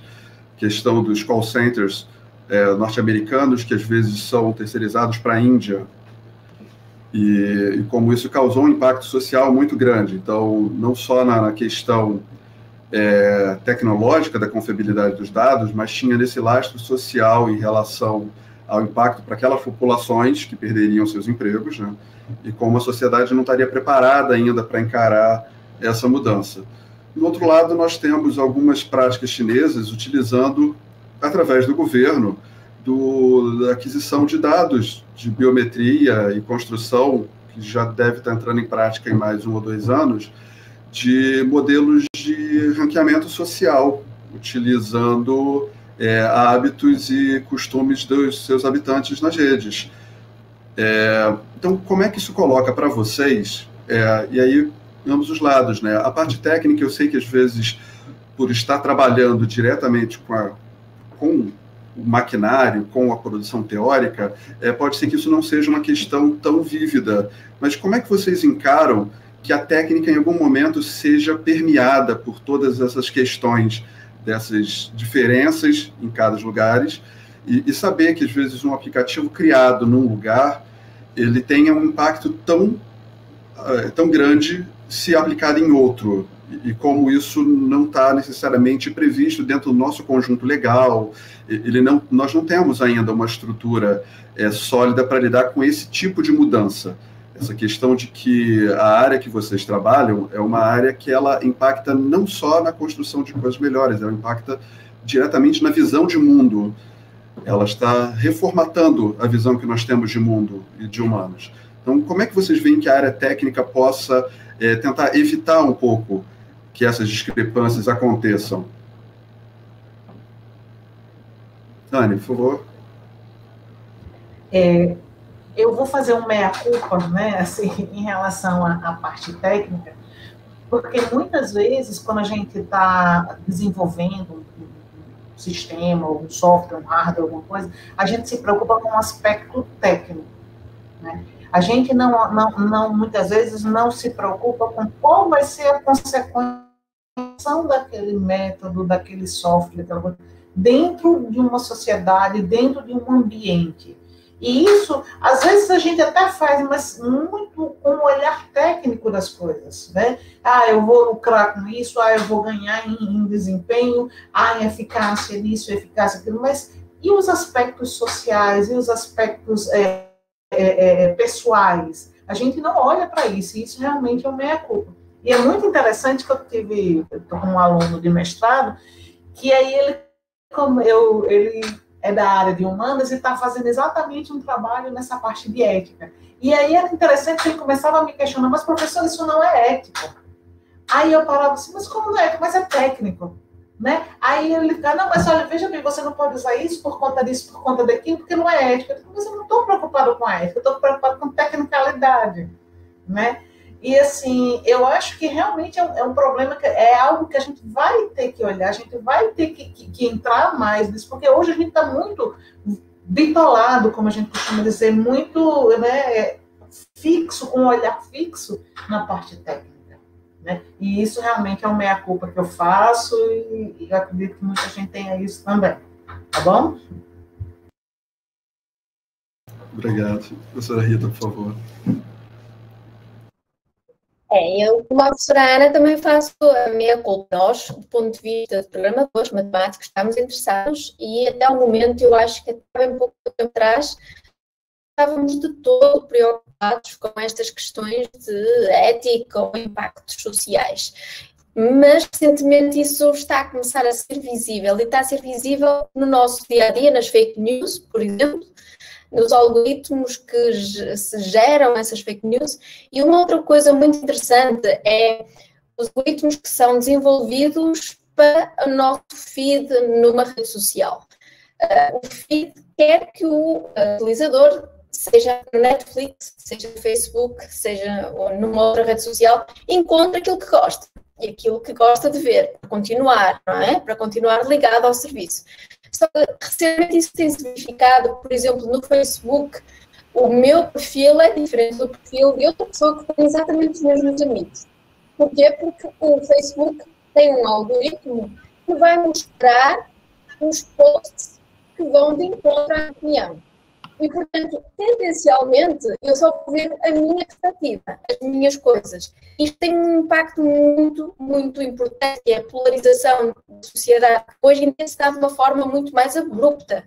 E é proporcionado e promovido por estes algoritmos. Estes algoritmos, acredito que no início tenham sido desenvolvidos para tornar a nossa experiência de navegação nas redes sociais uma coisa mais agradável, não é? Eu gosto da minha rede social, sabe, mostra aquilo que eu costumo procurar e gostar de ler e artigos que gosto de ler. A questão é que a polarização, por exemplo, em relação a questões ambientais, há pessoas que dizem que as alterações climáticas não existem e as que acreditam que é de facto um problema, isso cria estes polos opostos, não é? Porque as pessoas que não acreditam vão continuar a ser bombardeadas com posts de pessoas que não acreditam nas alterações climáticas. E as pessoas que acreditam e que sabem que é um facto científico vão continuar a ter acesso a artigos e posts que atestam essa veracidade das coisas. Portanto, as pessoas ficam um bocado, como dizer, um bocado toldadas na sua visão, não têm acesso ao espectro todo da informação e, portanto, nós começamos a ficar cada vez mais enviesados para aquela opinião, para a nossa opinião.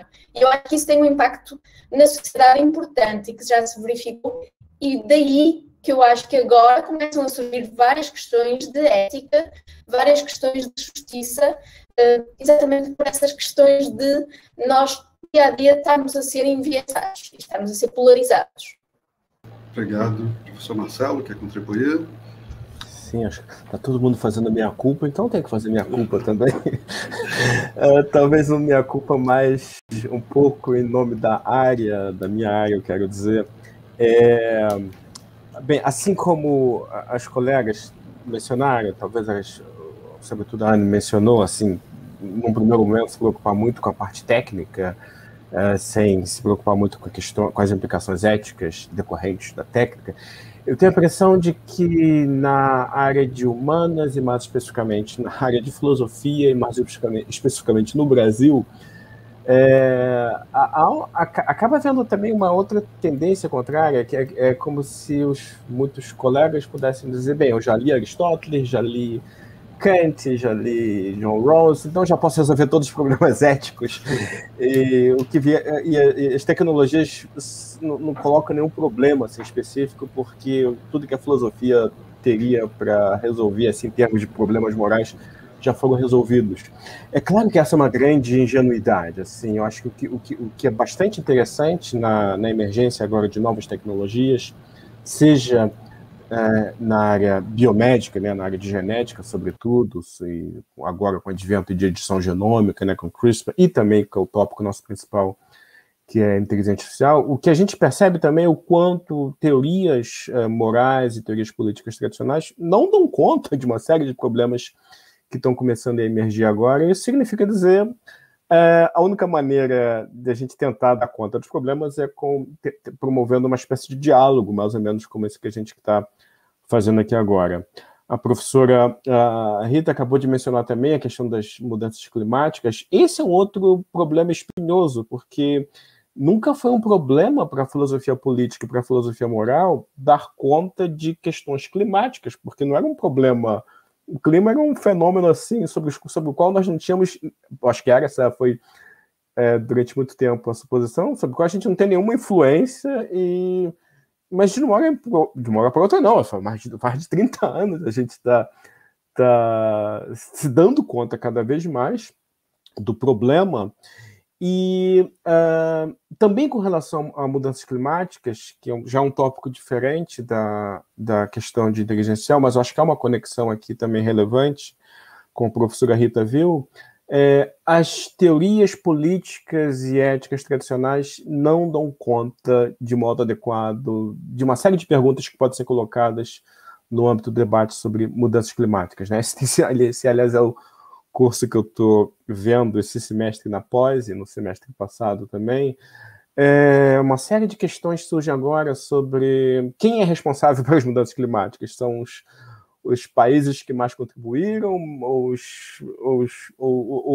custos da mitigação devem ser divididos por igual, ou apenas a partir do que foi emitido a partir da década de 90, né, quando ficou bastante claro.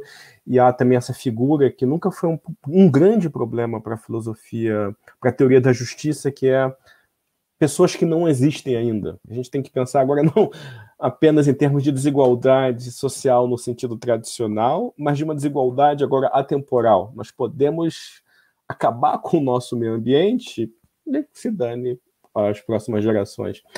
A gente não vai debater isso aqui agora. Só estou querendo enfatizar, ainda no âmbito do meia-culpa, e admitindo também assim, que uma boa parte das investigações que são feitas hoje em dia, tradicionais, eu acho que isso marca muito a investigação filosófica no Brasil também, as pessoas não estão se dando conta, sobretudo na área de ética e de questões de justiça social, não estão se dando conta que existem problemas novos, que existem teorias novas, problemas de mudanças climáticas, inteligência artificial e edição genômica, por exemplo. Isso é um grande desafio, porque para alguém com a minha formação de humanas é sempre um desafio tentar não, assim, ter uma posição com relação às implicações de certas tecnologias, mas fazer algum esforço para entender também como é que essas tecnologias funcionam, né? Que essa não é a minha área de formação, mas tem que pelo menos ter uma ideia do que ocorre, como é que ocorre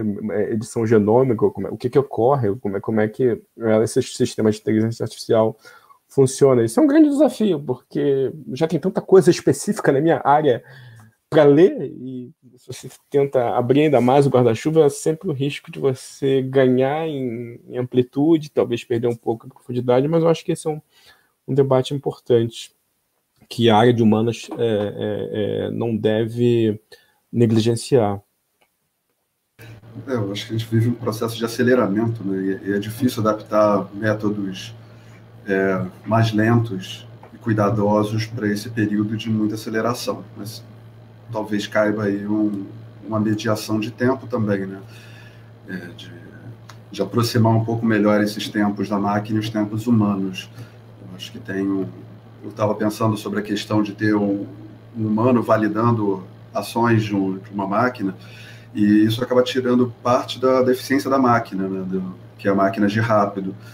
Mas a gente é colocado sobre essas questões de vale a pena deixar a máquina agir à sua velocidade e amplificar absurdos humanos que talvez fossem imperceptíveis em casos isolados.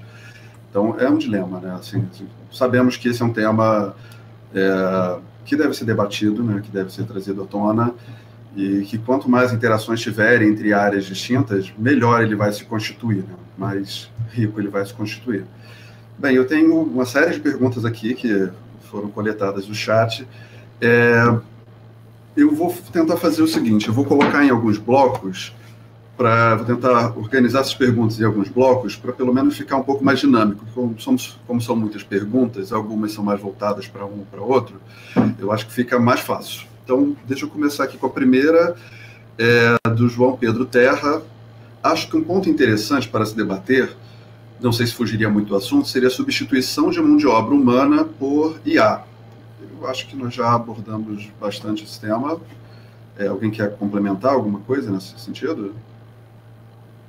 Então, deixa eu passar para a segunda, da Sara Ana Alves.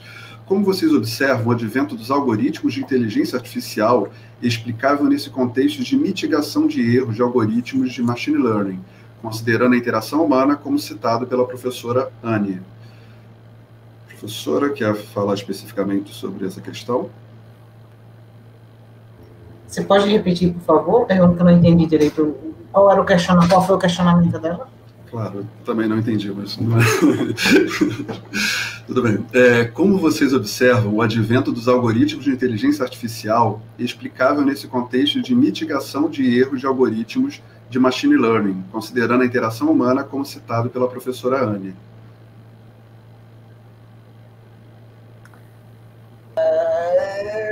Desculpa, se alguém puder me ajudar, eu vou pedir ajuda aos universitários, porque eu não estou sabendo exatamente o que ela está querendo saber. Deixa eu fazer o seguinte, então. Sara, se você estiver ainda no chat, por favor, especifica melhor a pergunta, que eu retorno a ela daqui a pouquinho. Posso tentar responder? Claro. Se eu compreendi corretamente a pergunta, talvez seja o problema do black box, né? Que você talvez não consiga... É um dos problemas que surge hoje em dia, você não saber como é que a máquina... A decisão é fabulosa, por exemplo, do Watson, de escolher a imagem realmente que a imagem dá o diagnóstico correto.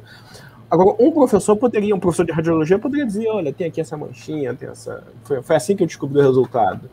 Mas um grande problema da black box é que você não tem mais como explicar como é que você chega àqueles resultados. E parece que um desdobramento recente em machine learning é que você teria dois sistemas paralelos, um tomando a decisão, essa é câncer, não é, etc, etc, e uma outra explicando o que a outra está fazendo. Parece que esse é um desdobramento recente, talvez tenha sido...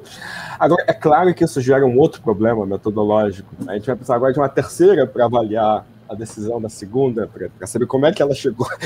Mas talvez seja uma maneira contemporânea, pelo que eu entendi, do problema do black box, de você resolver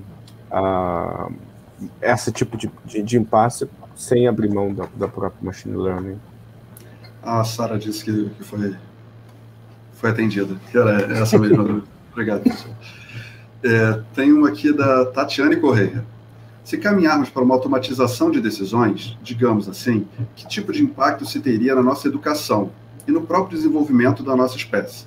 Poderíamos, de alguma forma, regredir?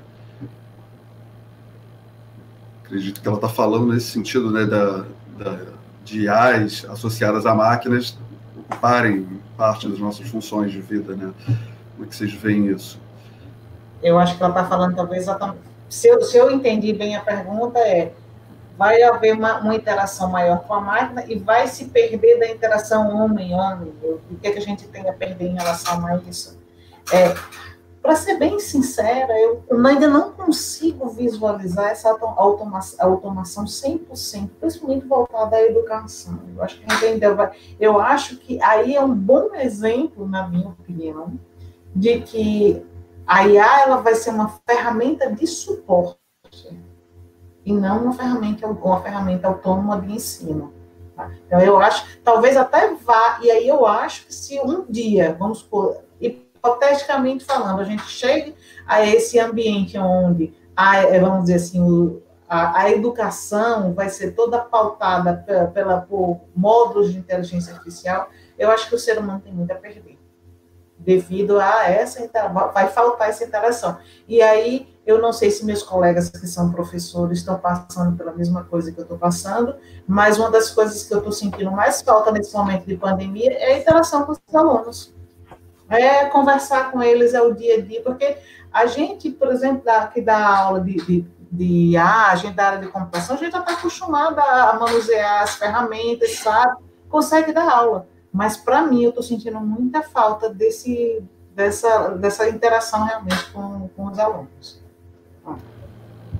Não, professora, total. Quando a senhora começou a explicar que nas suas aulas começa perguntando por que os alunos pensam em inteligência artificial, eu lembrei que eu nunca dei 2 aulas iguais na minha vida. Cada aula muda, e às vezes com a mesma turma. E é fabuloso como você se readapta, às vezes, como o aluno se comporta, como é que está, se está quente no dia, se está frio, né?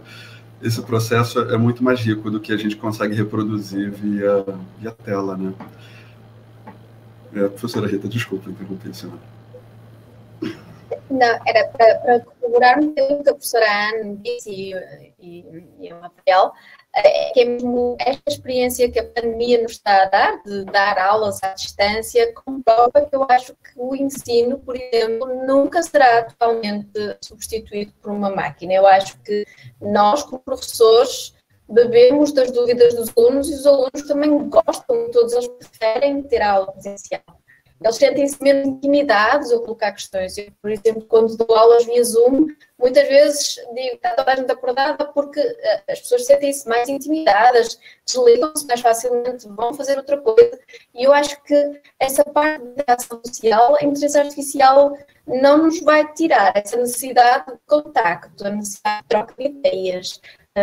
Portanto, eu acho que, desse ponto de vista, pode surgir como apoio, como suporte, mas não me parece que possa substituir a educação. Perfeito. Tem uma pergunta também da Cláudia Barbosa. Nem todas as pessoas terão condições de se capacitar para acompanhar essas mudanças tecnológicas e a tendência é que os mais carentes percam espaço no mercado de trabalho. Como lidar com isso socialmente? Muito importante nesse período de uberização de postos de trabalho, né? O que vocês têm?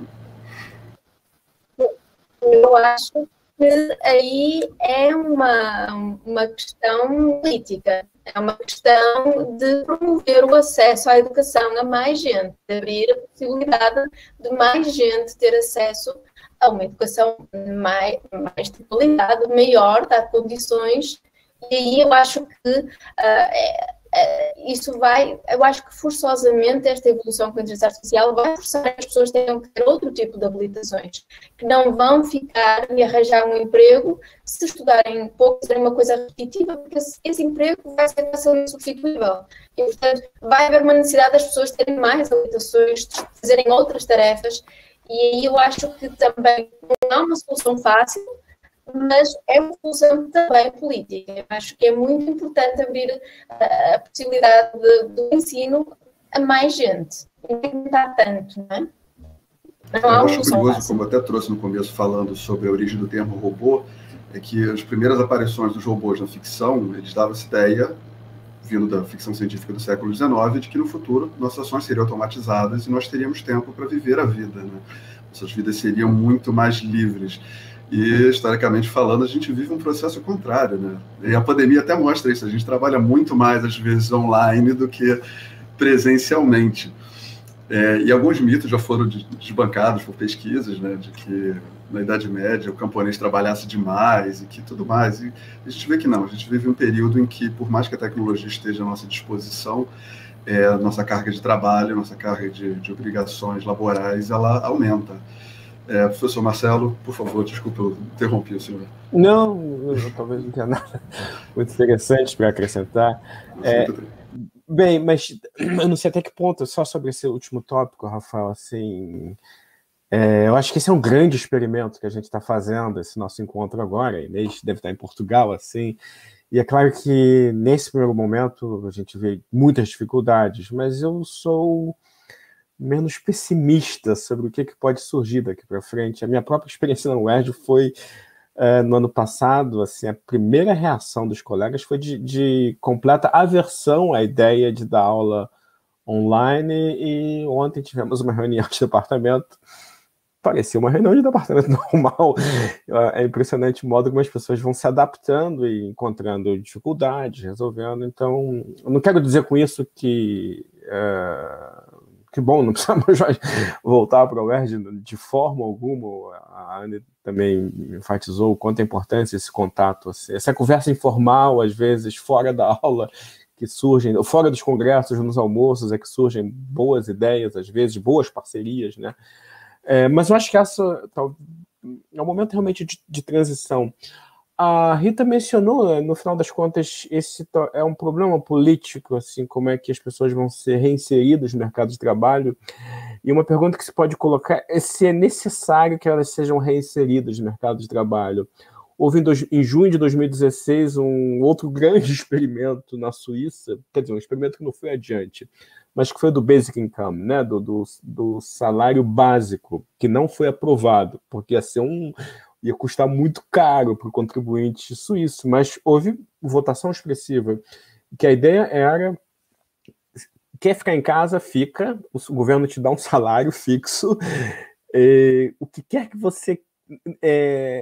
se você quiser ficar o dia inteiro à toa, é problema seu, ou se você quiser utilizar esse tempo para reinvestir na sua formação, tanto melhor. Agora, se você quiser um pouco mais do que isso, você vai ter de disputar uma vaga no mercado de trabalho.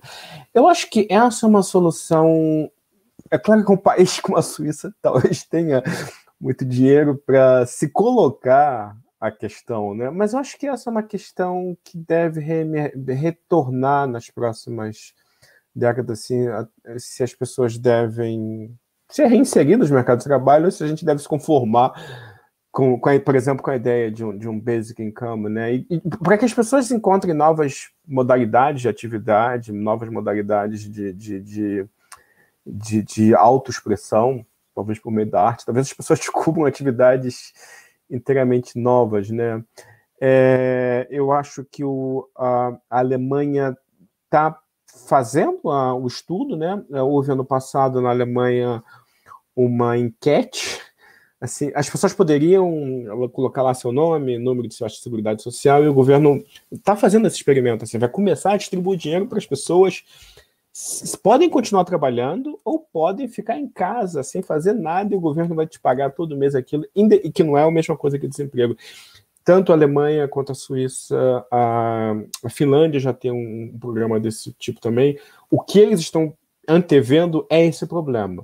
O problema da inteligência artificial, da automação, que vai ficar todo mundo desempregado, e não vai ser fácil assim, adaptar a estrutura social e a mentalidade das pessoas para essa nova situação.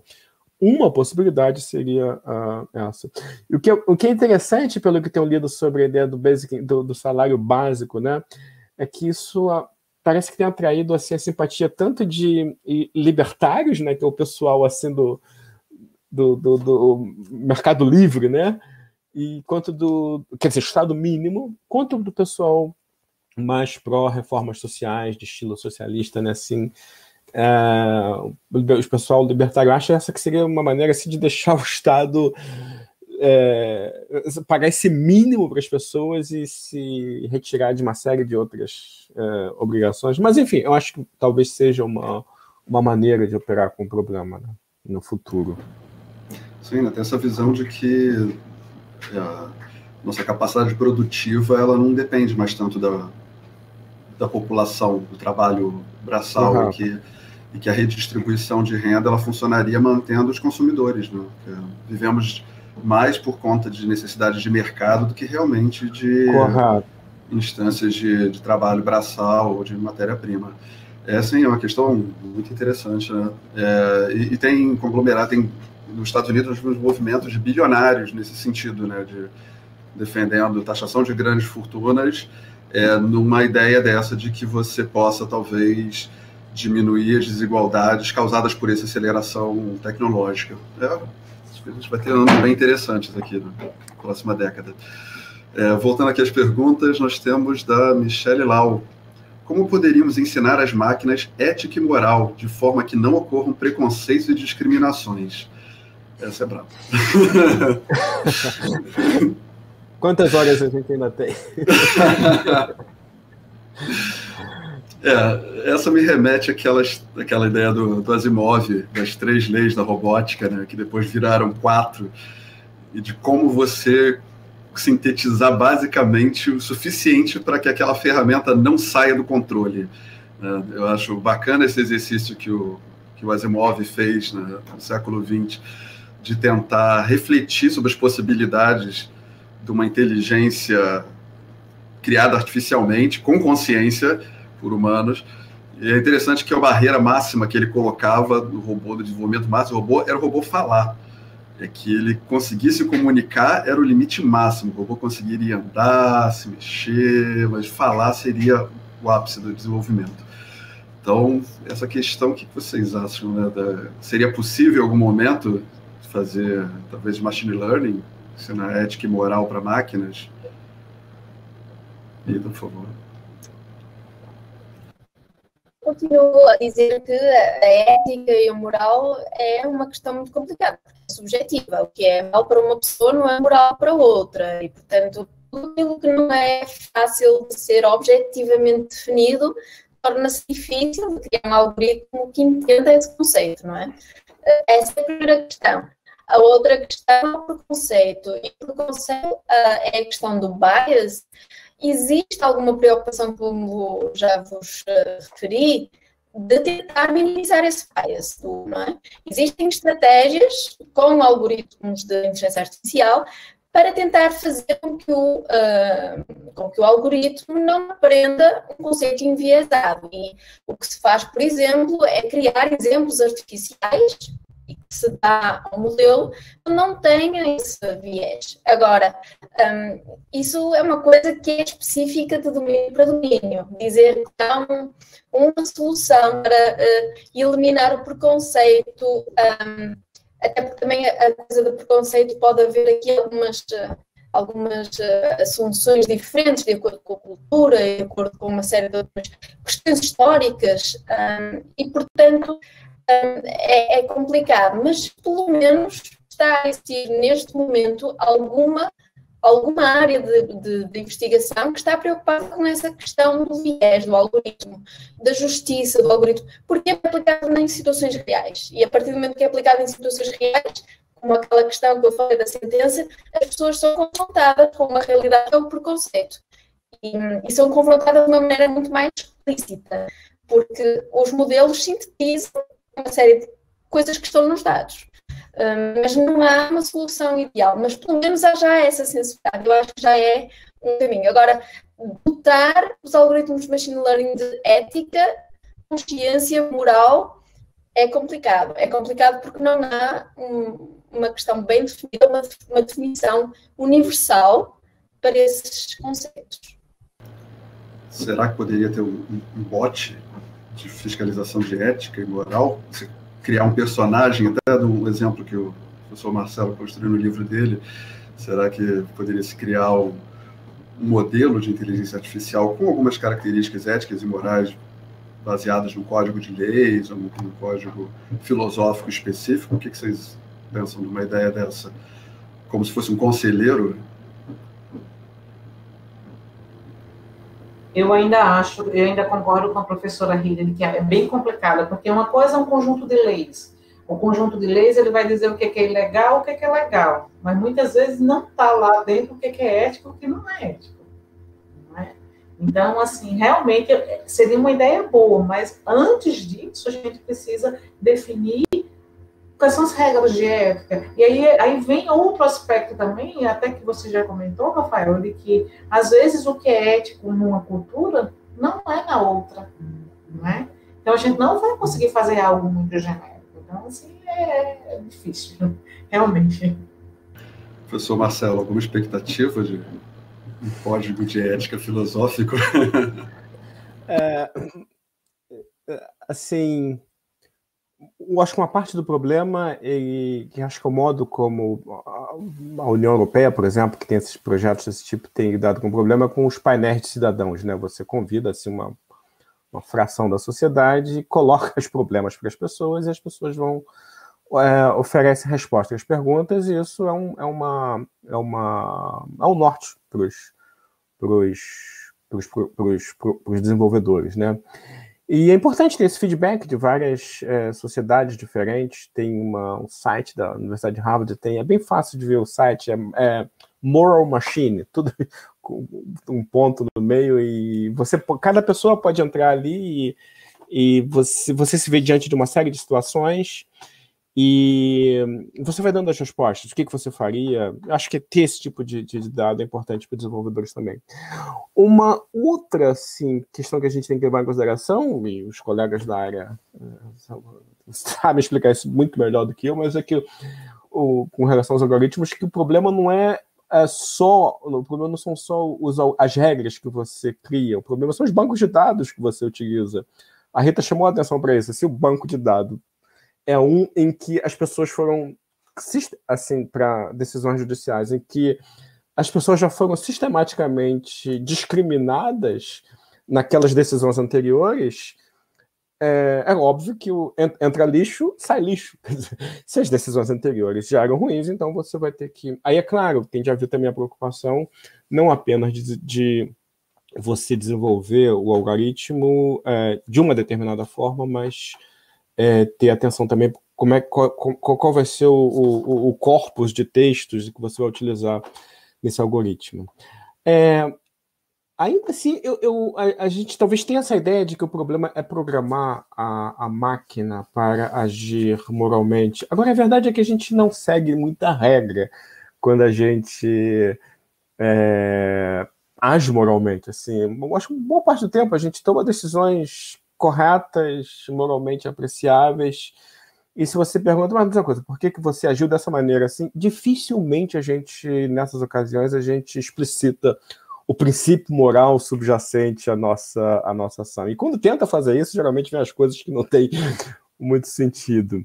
E, na verdade, a ideia de que a moralidade diz respeito à aplicação de regras é bastante recente, na verdade. É uma ideia que surge assim, no século XVIII, sobretudo acho que o século XVIII, com a filosofia moral utilitarista e com a filosofia moral kantiana. Quando a gente pega uma boa parte da tradição da filosofia moral anterior à época moderna, anterior ao século XVII, a pergunta sobre a moralidade não envolvia muito, em primeira linha, a pergunta sobre regras morais, mas a pergunta sobre que tipo de pessoa eu quero ser, como é que as outras pessoas que eu já admiro se comportariam nessas circunstâncias. Essa é denominada, ou pelo menos uma das ideias subjacentes à ideia da ética das virtudes, muito associada a posicionamento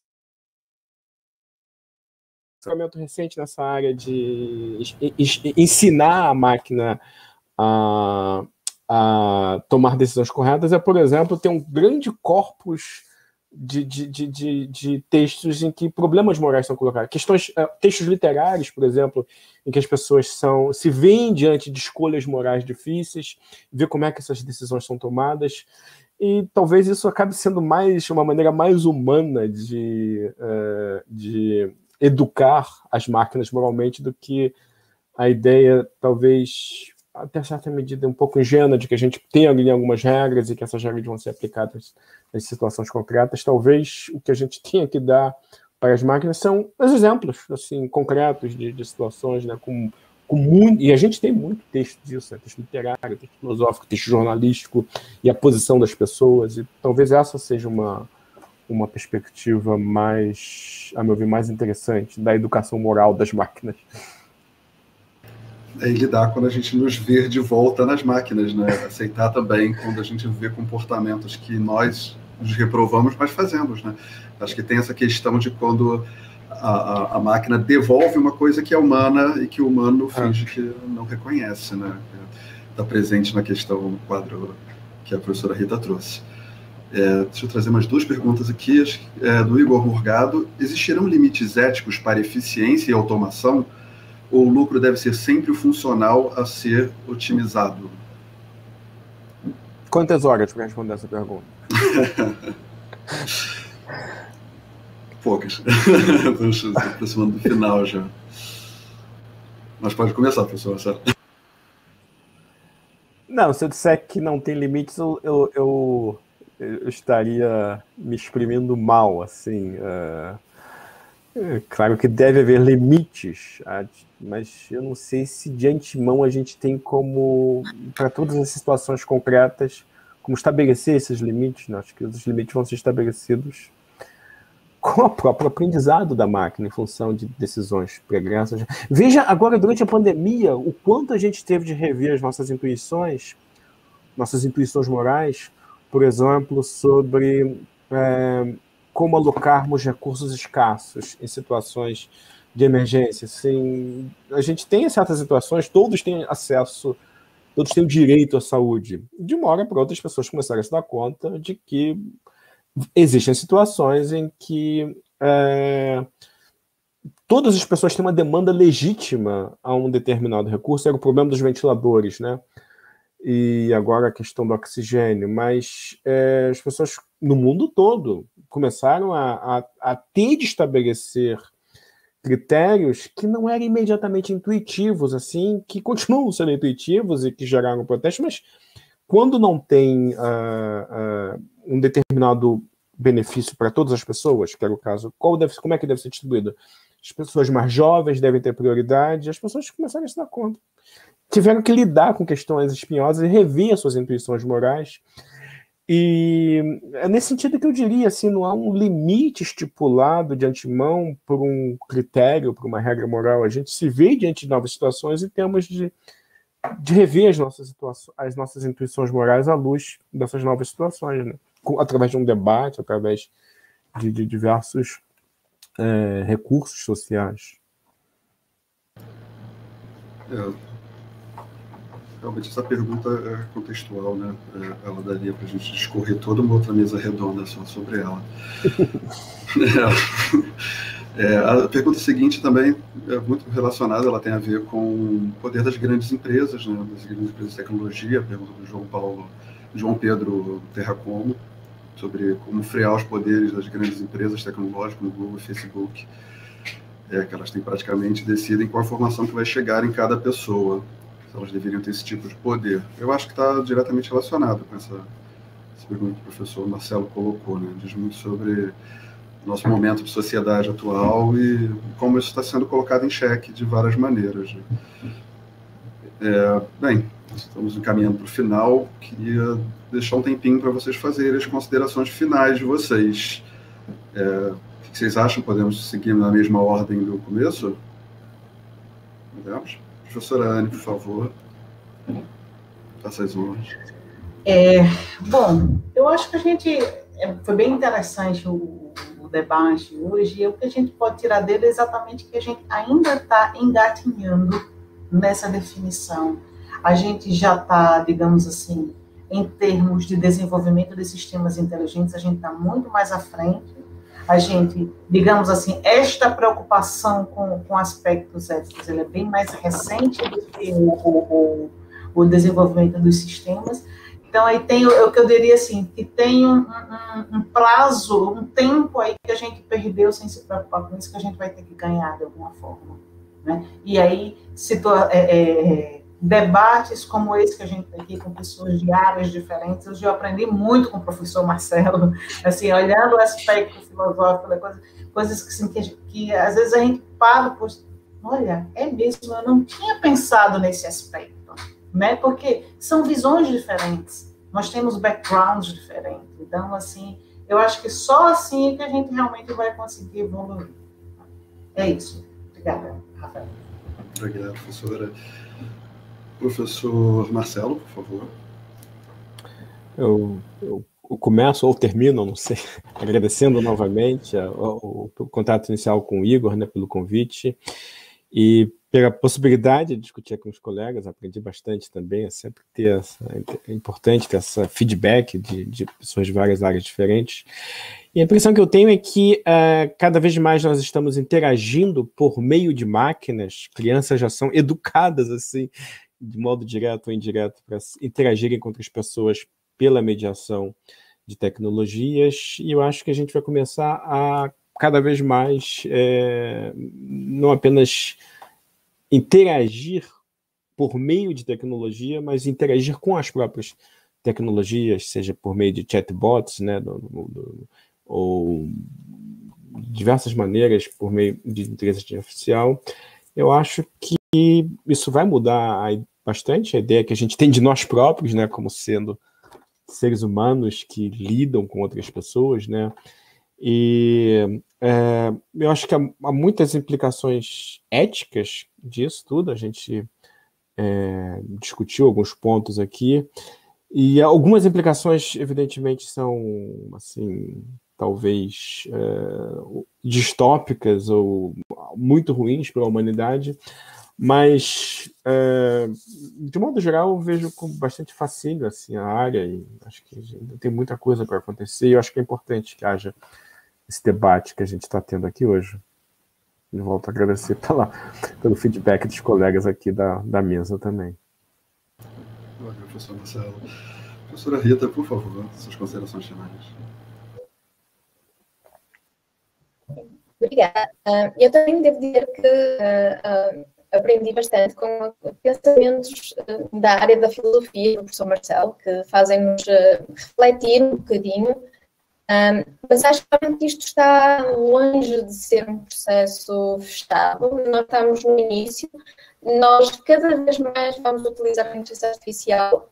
Acho que a tendência vai ser cada vez mais, e de forma implícita, não é? Muitas vezes nem nos damos conta da proporção com que nós estamos embebidos nestes conjuntos de dados, não é? Estes dados que estão dados por todo lado, de toda a gente. Vem a questão da ética, vem a questão da privacidade dos dados, de venderem os nossos dados para fins de outras empresas fazerem lucro, ou para fins, uma das coisas, por exemplo, que eu não falei aqui, mas uma coisa das seguradoras que analisam o registro clínico de paciente para decidir qual é o prémio do seguro.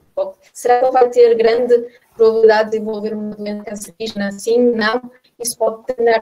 As coisas podem passar para um nível mau, mas também temos que pensar no copo meio cheio. E a machine learning também vai nos ajudar a fazer coisas para tentar minimizar diferenças sociais, pode nos ajudar a fazer novas ações ou tomadas de decisões nas questões climáticas, por exemplo, no diagnóstico de doenças, como agora se viu no Covid, não é? A identificação pela imagem dos pulmões, identificação rápida, o estudo das vacinas, o desenvolvimento das vacinas em regime aberto, de todas as publicações que foram feitas, que usa a inteligência artificial, o teste de conteúdo dessas publicações, portanto, que contribuiu e muito para o desenvolvimento da vacina de um tempo recorde destas vacinas, não é?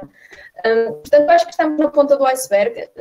Vamos ter muito pela frente, muitas questões que ainda nem sequer chegamos a pensar nelas, vamos ter que ser confrontados com elas. Agradeço também o convite por estar aqui e o debate foi bem interessante. Seu áudio está mutado. Muito obrigado pelo convite, gostei muito de participar e aprender, né, trocar ideias. E quanto às questões éticas, né, a academia em si, que trabalha com desenvolvimento de técnicas, a gente sempre vai procurar aprimorar ao máximo as técnicas, né? E muitas vezes o uso foge ao nosso controle, né? A gente desenvolve pensando para uma aplicação, às vezes, e às vezes a técnica é muito genérica e o lado ético vai de quem utilizar, né? Não tanto do quanto de quem desenvolve, né? É isso. O debate foi muito produtivo. Agradeço profundamente a presença de todos vocês aqui. Para mim é muito enriquecedor poder estar presente nessa mesa. Agradeço profundamente também ao nosso público que esteve aqui acompanhando com a gente. Infelizmente não foi possível trabalhar todas as questões que foram colocadas. Vamos depois tentar, na medida do possível, encaminhar as perguntas que foram objetivadas para algum participante ou para outro.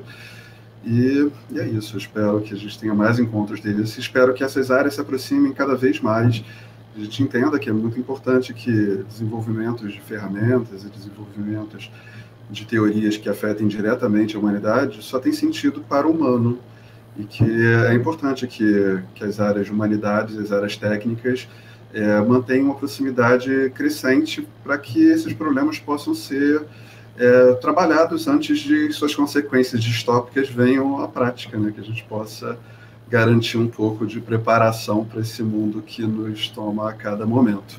Então, muito obrigado a todos, tenham uma boa tarde e até uma próxima vez. Muito obrigado. Tchau, tchau.